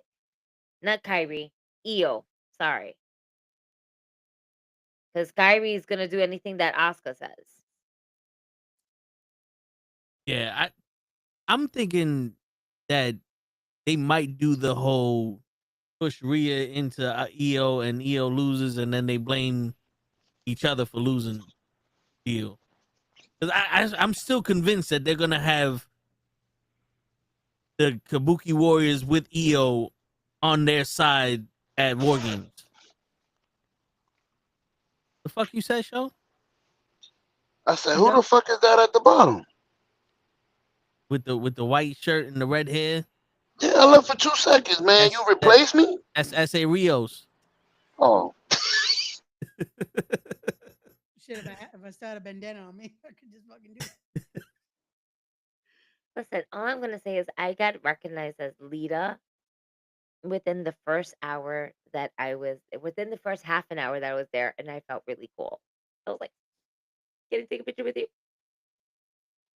You're a creep, but it's okay. You're dressed up as John Cena. Oh, my dude. Worst people. The worst of the worst. I noticed you No, was there Lita as was soon one as that you was walked actually in. really sweet, and he barely spoke English, and I looked at him, and I was like, looked at him, I was like, you could talk to me in Spanish, but he looked like he's one of those people that wants to brush up on his English, and I'm like, it's all right, bro. I hate those people when I'm good enough at Spanish. Do that shit with somebody else. Hey man, I'm not gonna take that away from him. I just cool outfit, Thank you. Can't take a picture. Sure thing. Good. It was a great hit. Damn. You know what? I don't feel like Rhea Ripley is going to get this W for the team. I don't feel either. like EO might even take the pin for this. So I'm gonna go with Kabuki Warriors. I'm gonna agree with you on that one. Ray?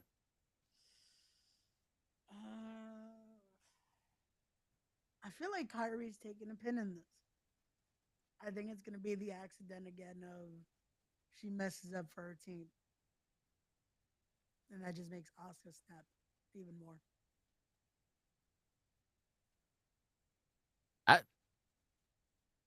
You think Kyrie's gonna take the pin in? Yeah. Because I couldn't even hear you. I forgot with this app you gotta. I forgot I have to be right in my mic. My apologies. It's been a while. Yeah, I think Kyrie's taking the pin in this one, just to play into more of her, just disappointing Asuka. How she's still in that middle of, you have to do what I say, or like just a little more of that. Also, I feel like I get the, when you're in your hometown, you lose. I feel like it wouldn't be the best idea with Rhea to do that.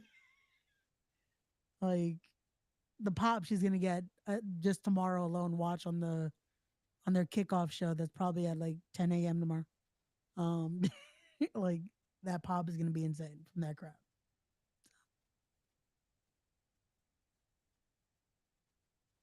I don't know, but I hear you.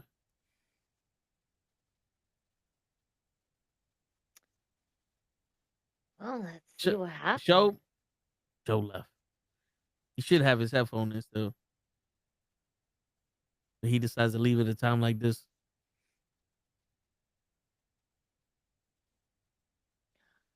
I got pizza. Oh, you finally got your pizza? Oh wait, no, I don't have pizza. Oh, I do. Damn, I've been talking. My fucking phone was muted, not my headphone. My bad. You trying to replace me again? My bad, GJ. I didn't mean to cut you off. That's fine. I was just thinking about food. No, bring me a slice. I heard you just said pizza. Whoa. I didn't say it was for the community. All right, watch. See, Watch come on, it's not for you me. leader. Yo, What's up, bro? Don't worry about the pizza. Worry about who you picking. Word. Let's go Giants.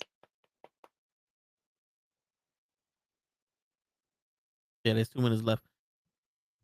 He muted himself, so he's talking to somebody. We're gonna have to come back to this man.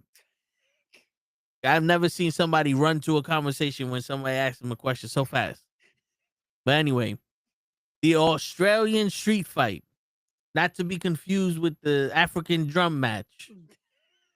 or a Roman Chicago street fight, or a New York street fight, or a Cali street fight, or the or a massacre street on fight, or 34th Street. and ladies and gentlemen, as Paul Heyman said, Bronson Reed is undefeated in the Australian street fight.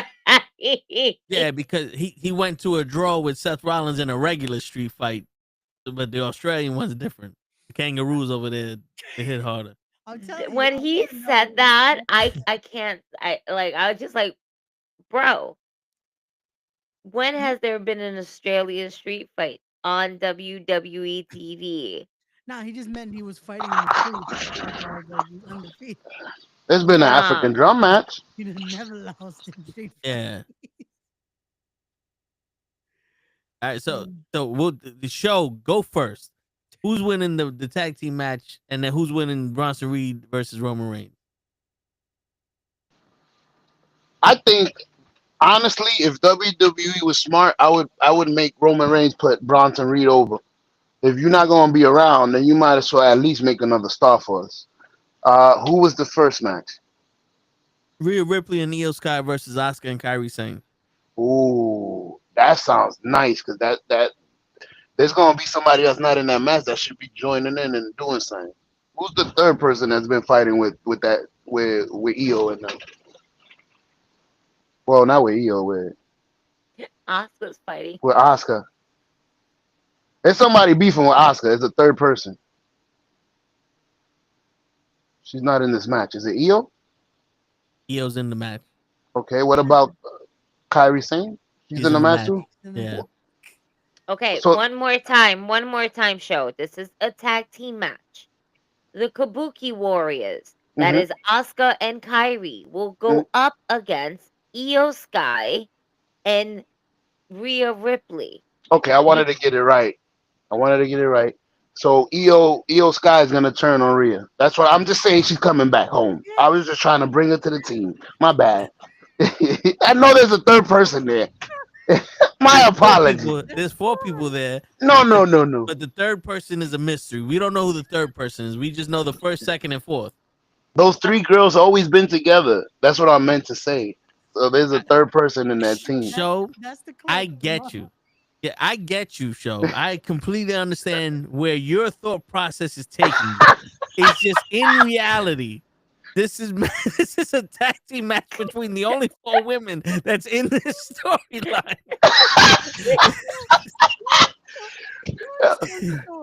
Oh shit!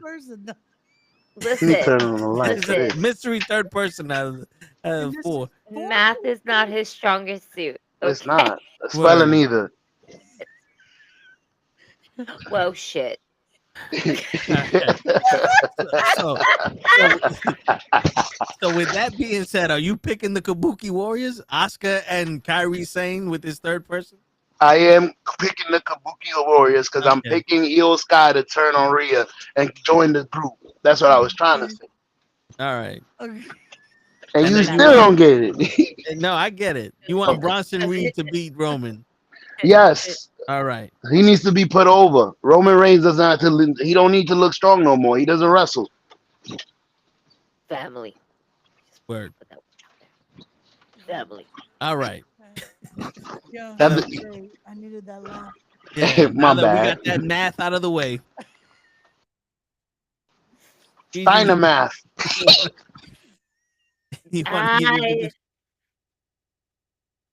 I am always gonna pick my tribal zaddy.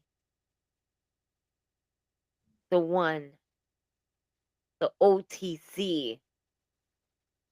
What was that new one? Not the OTC. What was the other one that they try to fucking put on us? The other great OTC shit. I don't know. They try to fucking do some The new OTC t-shirt one. and it wasn't. It just didn't roll off the tongue. Yeah. Or the original OTC or some shit like that. Like how you can Yeah. you know what? I digress. I'm going with Roman. And I see everybody's point of view of putting Bronson Reed over, and I agree with you. I'm here for it, but not against my tribal daddy. I hear you. So Ray, you picking Roman too? You want to give us your math on it, or you just gonna keep it simple? I'm gonna just keep it simple. Just Roman. I All don't right. I don't think Bronson Reed undefeated in these Yeah. Australian So, street all fights. right. So here's my take on it, just for show. To respond to show's thought process. Okay. I'm gonna pick Roman also. Okay. I'm picking Roman because of Jey Uso. I think this is a better opportunity to push Jay more towards the dark side than to push to push Bronson towards being a star, because Bronson's handicapped with Braun Breaker and Seth Rollins. Okay. If Bronson Reed was on his own, then this would have been the perfect time to show that Bronson Reed Showcase that. is Yeah. the monster. Gotcha. It also works out because now 3 of us picked Roman, so that was the 3. Well, I don't know who the third person is. I don't know, but now we're at 3 because Yeah. 3 of us picked Roman, so it works out. Yeah, there's a There's mystery another person. third person. Yeah, there's a mystery Oh third person shit! here. You're outnumbered, Joe.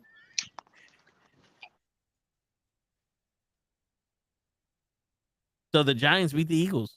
Yep. Hey. Of course, you know how much money people lost. These motherfuckers now they want to play. Okay, It's funny because you picked the Eagles, Joe.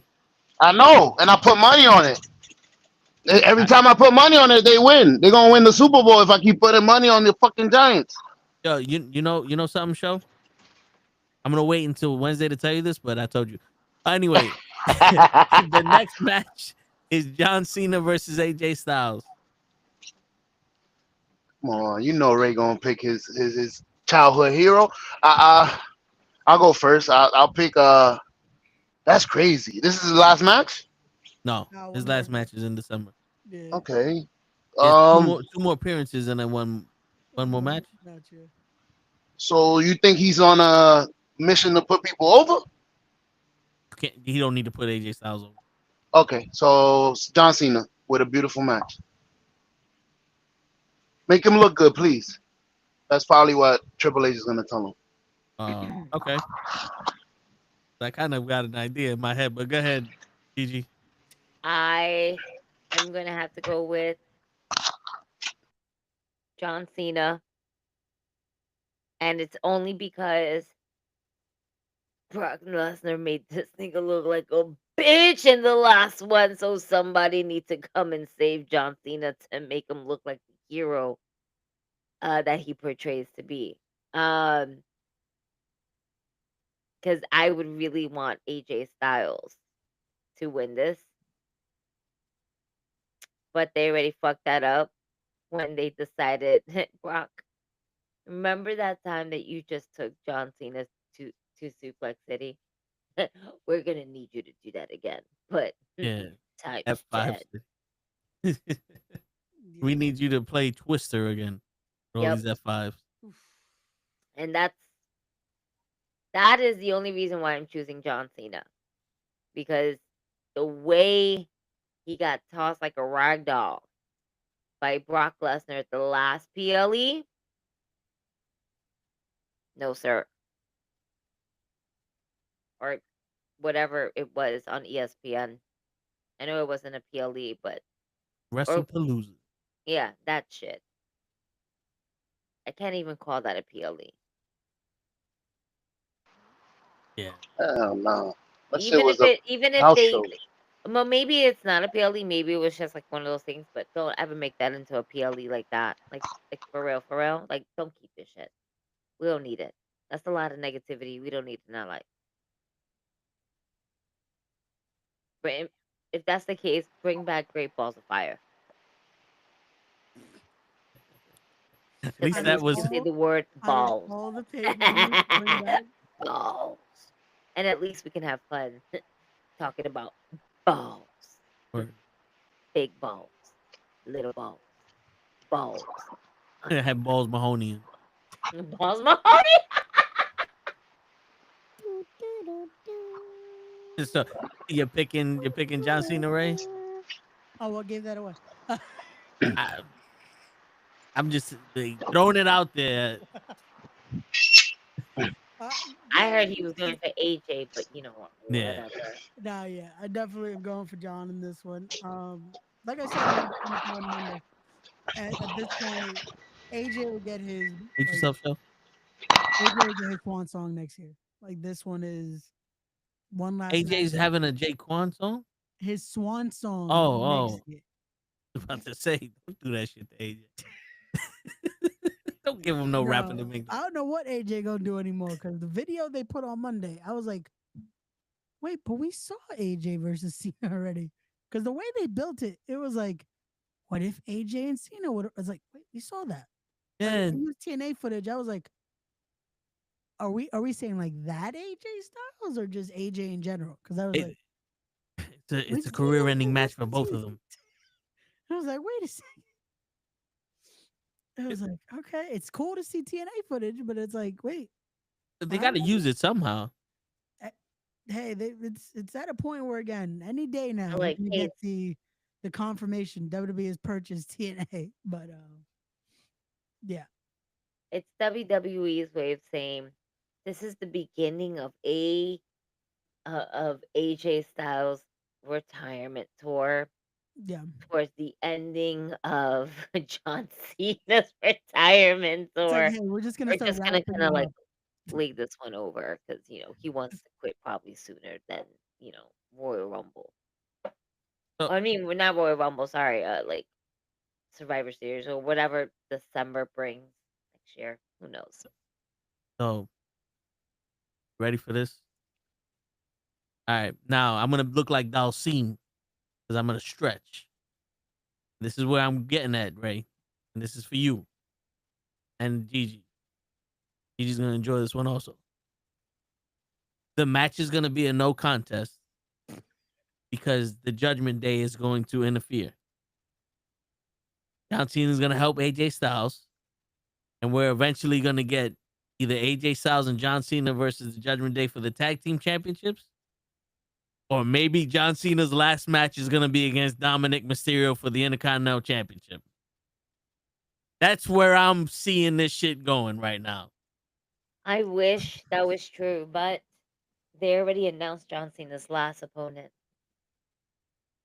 And it's going to be Gunther. Oh, well, maybe not on WWE, but... I was going to say, yeah, that's the speculation. That's Gunther. It's going to be Gunther. I don't know if it should though. Like, I wish this would have been done like earlier in the tour because it's like we should have seen Cena versus Gunther once, but for the last match, like I don't know if that puts the nice like bow tie on everything. Just like unless Saturday Night Main Event, John Cena wins the Intercontinental Championship against Dominic. And then Gunther wins the Intercontinental title from John Cena. And John Cena goes out on the L. Yeah. But that would be crazy. Still as a Grand Slam title just so he can win every title at this point. Because that's how I see them getting to John Cena and Dominic. They already have beef with AJ Styles. So... And you see the rivalry turn into a friendship. John Cena and AJ Styles. I'm going to beat up. You know what? Nah, I'm going to team up with John Cena. Yeah, we're going to beat up the Judgment Day. We're going to beat up the Judgment Day. I'm so tired, but my makeup looks so squeaky. Oh. What do you think about that show? I know he wanted to say something. Muted himself. Nah. I actually... I got a call, so that's why I came on muted. I didn't know. My bad. It's all good. So you don't like the Dominic versus John Cena? No. The problem is while on the call, I wasn't able to hear about Dominic versus Mysterio. So now that you tell me, Dominic versus Rey Mysterio, you said? Is he the third man? No, he's the third person against the Kabuki Warriors? Come on. I didn't know that was an option. I literally said the match, and you came out with your own Dominic versus Mysterio. All Yo, I heard was Dominic. That's why. it would have been better if you said Dom versus Nick, because at least. Oh, what is going on? Let me get on camera, man. This is getting too good. My bad. This is Shit. see. This is And what I'm happens when you. looking around to see where the fuck that come from because I'm No, still. there's a third man. Yeah. Dom See, this is what happens when you live in an area that has clean air, and then you come to the Bronx. It fucks with you. It fucks with your medulla oblongata. What? Holy I'm, shit! I'm trying to transfer to New Jersey, bro. I'm sorry. Yo, I'm glad I got on the podcast because I would have never believed this shit. Yo, I wouldn't have believed it if I told you this shit.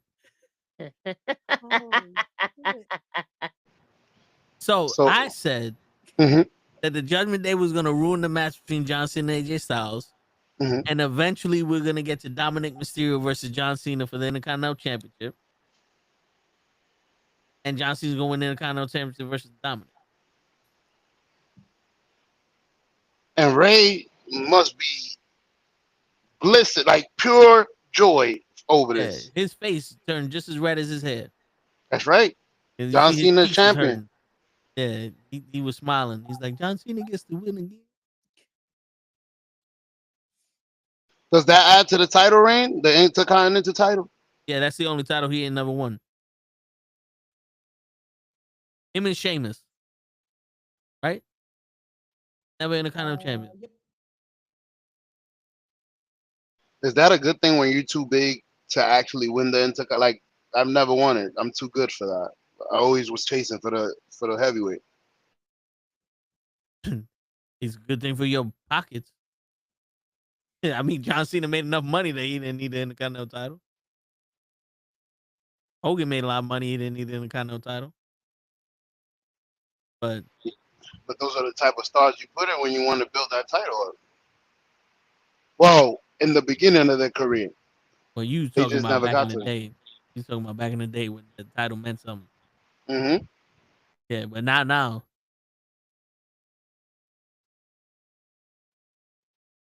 That belt is to hold up their pants. So that's. I heard you say you wanted. You had a plan for John Cena. I'm guessing that was your plan. Yeah, Get him to win the Intercontinental title. yeah. Right? The WWE is really, they really want Ray to feel happy about himself. Yeah. See, he's smiling. Yeah. Until November 14th, and then they're gonna throw on a event at the same time as Ray. I was gonna say there's already a fight that day, so at this point they're gonna throw a PLE. They're gonna be like, You they're gonna picking give you- good, they're picking gonna give good you a dates, bonus Ray. scene of- Yo, bro, I can't win when it comes to picking dates. Shit. Like at this point, I'm just putting it out there. The next show is January 31st. So what's Oh, gonna be on that day? Royal Rumble. Well, it's in Saudi, no, so it'll be early. It'll be earlier in the day. We should be fine. It's in Saudi next year, so I think we're okay. Hopefully, we could do a double feature. Yeah, we'll do a pay per view party before the show. We flying out to Saudi. No, Yo, you know what's funny? what? The Royal Rumble is January 31st. Of course. Are you fucking kidding me? Yeah, that's serious. Of course it is.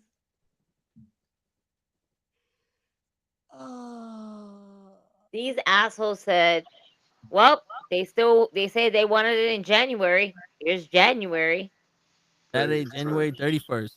I'm guessing they don't celebrate New Year's in Saudi Arabia. Like, we don't give a fuck about that.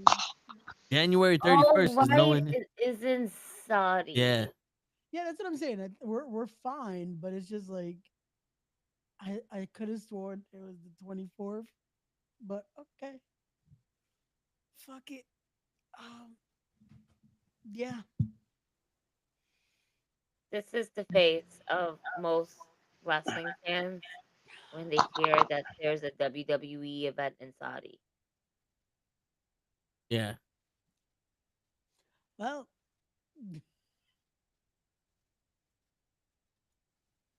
Fuck it, I guess.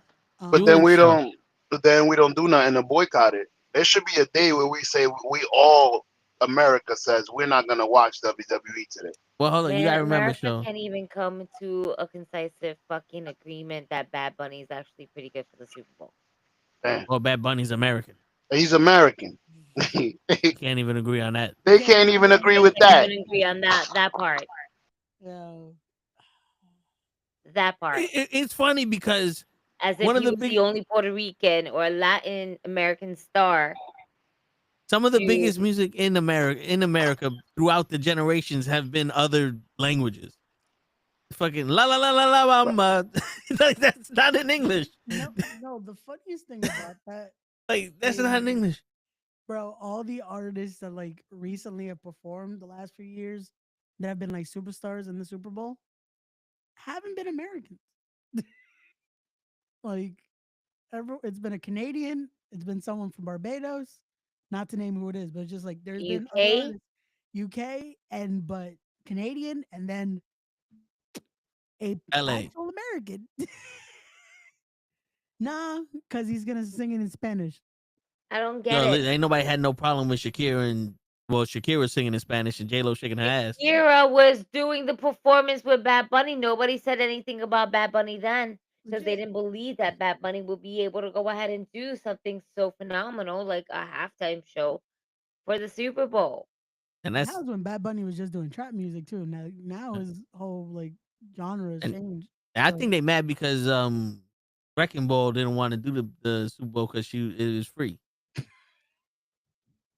Listen, I Just like mad This that guy's I wife. know, I I can't know even it's be mad. Taylor I like Swift that he's Elizabeth talking Miley. about. She's Meanwhile, come Okay, a yeah. long way from The her Swifters. the Swifties. That's different. Yeah. The worst part is that I knew who Toe was talking about. Meanwhile, that's not her song. That is her song, bro. It's not. Everyone knows. Yeah, she came in like a wrecking ball and fucked No, up that's the Super Bowl Miley last year. Cyrus. Gigi, it's the running joke we've had like for years. Oh, I'm like, But it's wait, like, I I'm too knew- tired. Don't fucking do any running jokes on me. I'm fucking tired as shit. But I already Trying to do this knew, like, I card, knew man. he was I talking got about- costume They're the same alterations person. to do tomorrow. They're two different. Today. You ain't never seen Taylor Swift and who you called her? Miley Cyrus. Alter ego and the same person. Nah, you ain't never seen them in the same What spot. do you mean? They make the same music. They sound exactly the same. One That- played Hannah Montana, the other one just keeps. And Having Taylor license, Swift was from Montana. One of her boyfriends was from Montana. Probably was at this point, but See? She did go. She's been around the block and then some. Word. No, let's not act like we didn't know that.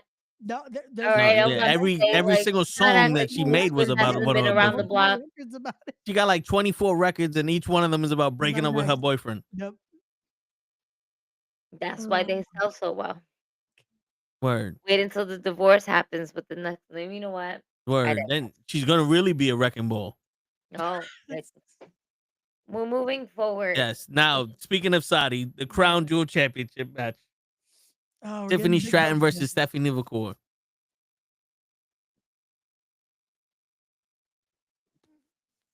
Joe, take this one because Ray's thinking hard.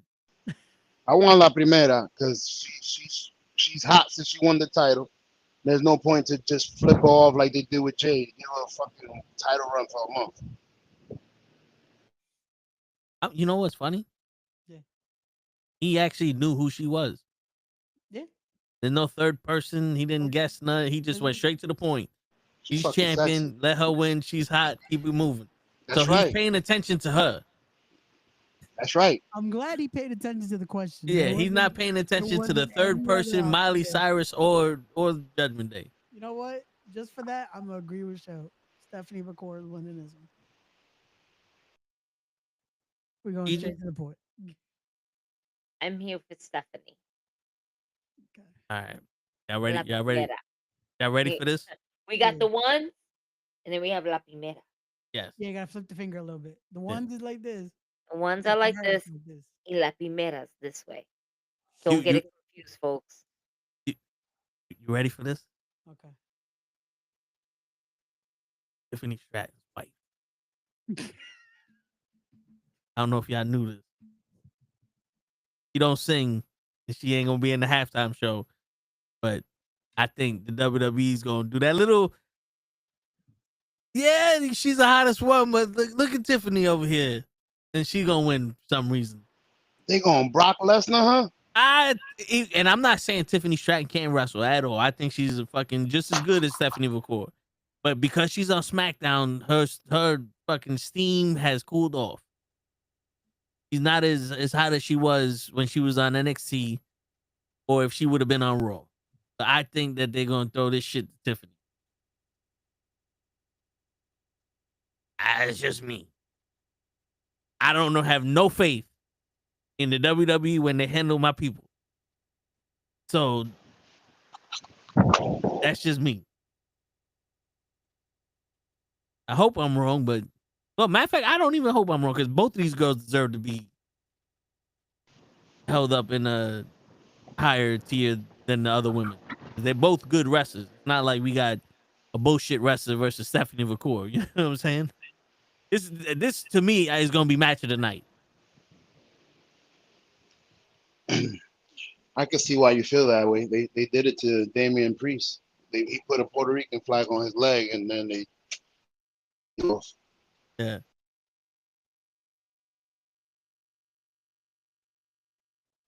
So it's 3 against 1, and we don't know who the third person is for this one either.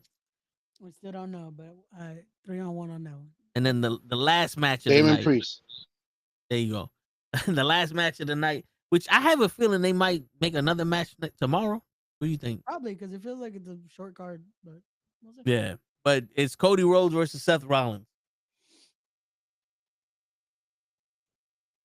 I'm gonna go. Freaky Seth? No, you bugging. You going with Seth? Because Cody won the last. Cody won that last big belt. He don't get to win it twice. And I've never seen Seth lose at all in the PLR. Nah, I've never seen him. It's Seth Rollins. You bugging. A PLR, he doesn't lose. The PLR is for. See, that's what it is. When you have an Australian street fight, you need a PLR. Got you. That's a premium live restriction. And we have restricted Cody from winning twice. Yes. That's yes.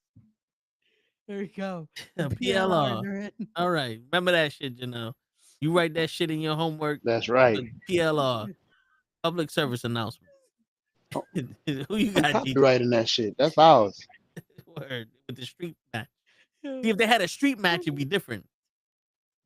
Then you don't need no PLRs. Yeah. No third person, no PLRs.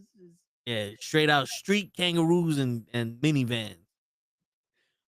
Wait, where are you getting you know what? I'm not even going. Yo, the street match in Australia? You just get minivans out of nowhere? Yeah, there's plenty of minivans in Australia. Cool. Shit, it's an island. There's a bunch of families out there. You need a minivan. I'm just serious. Yeah. I'm going with Seth Rollins. Seth. Because of two things. One, Cody Rhodes did win the last one. And two, Paul Heyman literally said, if you don't win, then I don't know why I chose you over Roman. So now it's putting a different perspective in Seth Rollins' mind. Because Seth Rollins, not to say he owns, because nobody owns anybody, but now he has the possession of the knowledge of, quote and unquote, the Oracle. Means he put those cookies there deliberately. And it's not a prediction. It's what he said. It's not a prediction. It's not a spoiler. No, it's a spoiler. It's no, he used a different word. Oh man, I'm gonna have to look back at watch that promo again and get that exact word that Heyman used. But he basically said it was like an awakening. Like he knows this is what's gonna happen. You know? Like he's all of a sudden he's done witchcraft and he knows exactly what's happening. But yeah, I think because he had that talk, or Heyman had that talk with him, I think Heyman's gonna come out with this W, because this is a L that Cody can take that does not do any damage to his actual championship title. This is just for them. It's not like we're going to see Cody Rhodes come down the ring with this belt made in Saudi that they can't even fucking take with them because they don't own them. Saudi owes them. I was gonna say, I wonder if they're getting different style belts that they're gonna be in Australia. They've been showing a They've been belt. showing the other one, yeah, but I wonder if they're gonna have like different made belt. Like, why does You does it think have to they'll be? show like Because that's a huge ass belt. well Yeah, it would be cool to have well each place you you go to think have some. they will do like a replica? Oh my god! Imagine buying that replica is gonna cost you at least $800, $900. Nah, it's like 1,500. Just the size of the shit alone Bro, is $800. If you imagine got an the empty plate, imagine that the size is shipping on $800. that. Shit. The tariffs on that's gonna be a bitch. Word. All right, yo, listen. Y'all want to hear something crazy? Cause I'm in my storytelling mode now. All right. I think Cody Rhodes is gonna win, and then Seth Rollins is gonna get exiled by Paul Heyman, Bronson Reed, and Braun Breaker. That's how you separate the two from them.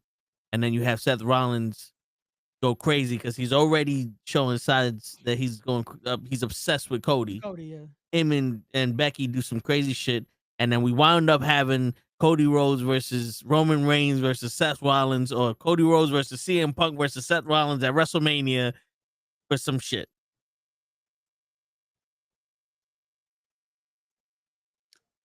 Ray's like, as long as CM Punk's there, I'm like, I wouldn't mind it at this point. because that's what I'm seeing here. Yeah. If you're gonna say, then why did I pick Roman over you? There's no real reason to pick Roman over Seth. Yeah. There wasn't. Sorry. Oh yeah, so I'm sorry, Ray. I don't mean to make you yawn after you watched yeah, me yawn. I saw that. I saw the fucking chain reaction happening. that's why I looked away. I'm But, sorry. When I saw it, I was like, oh no. I'm yeah, sorry. but My I legs think that's how hurt. you I'm not gonna have. Listen, you guys. On Sunday, I will no longer have legs. legs. My legs Uh, are gonna be like Legos. I'm going to replace them. I'm just gonna put little wheels on them, and I'm just gonna wheel around my crib. And because I'm gonna give my legs a rest, being that they are going to be used and abused, and not in the right manner, um, but because of walking and standing, not because they should be tied up in a pretzel. But that's a Friday conversation. That is not a today conversation. yeah, but yeah, all they do is take home the ring, But no, I hear you. But that's why I looked away, because you yawn, he yawned. I'm like, nah, I'm not yawning, fighting. But yeah, I think that's how you separate the Brawns and Seth Rollins, because it seemed like they're already separating the Brawns and Seth Rollins already. Yeah. And then you have Paul Heyman with them. Because what's the point of having Paul Heyman behind you if you're gonna do all the talking? True. He's not even being an oracle for Seth Rollins. No. Like, this seemed like pointless.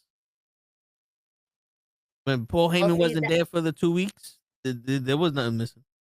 and that's the thing, is that you see it though, because you see Seth Rollins not taking the advice that Heyman is giving him. Heyman is telling him, don't go in there. Don't do this. Don't do that. Seth is like, well, fuck you. I'm still going to do it. And then he's going to go and do it. And then he's going to end up getting pretty much caught in his own emotions and getting fucked up by Punk. Like what just recently happened, right? Like, don't go in there. And then he basically got fucked up. And he was left in the middle of the ring. You know, it could Yeah. happen. It could totally happen. Oh, sorry. I cannot hold it in. My apologies. I'm so tired. Maybe. Anyway, let's see. And remember, you guys, this is now on ESPN plus plus plus. And what does that mean? It means that if you have regular ESPN, you ain't shit like the rest of us. You need to go ahead and subscribe to them, or be smart and do what Stephanie McMahon said. Get yourself a VPN. It's a lot cheaper. And just stream it right on Netflix from a different country. That's Yeah, it. don't be like me and get ESPN plus plus or whatever the hell I got. And then check out that country's, independent route and see what they're doing over there. Like, why not? I get to watch movies in Japan while not being in Japan. That's amazing. Understand different people's culture. Just saying. There you go. Throwing it out there. Because, everybody got 4 months to learn Spanish. Word. Oh shit. Has It's nothing like to do with Netflix. Anyway, it's like Seth hits rock bottom when he loses to Cody. Yeah, I can see that. It gives a chance for Jay to be the main bad guy also. But yeah, that's our prediction show. We're gonna end it early because Gigi needs some sleep. Ray I needs some sleep. Joe already done left 14 times. And that's it. Fuck you want from me, man. Come over here with your shit. And you on guys that, are doing the show tomorrow. I will not be here. yeah. So the Tone the Show will not have Gigi, maybe Ray, because Ray's always busy now. My bad. See. But on that note, ladies and gentlemen, it's your friendly neighborhood knuckleheads signing out. Peace, everybody.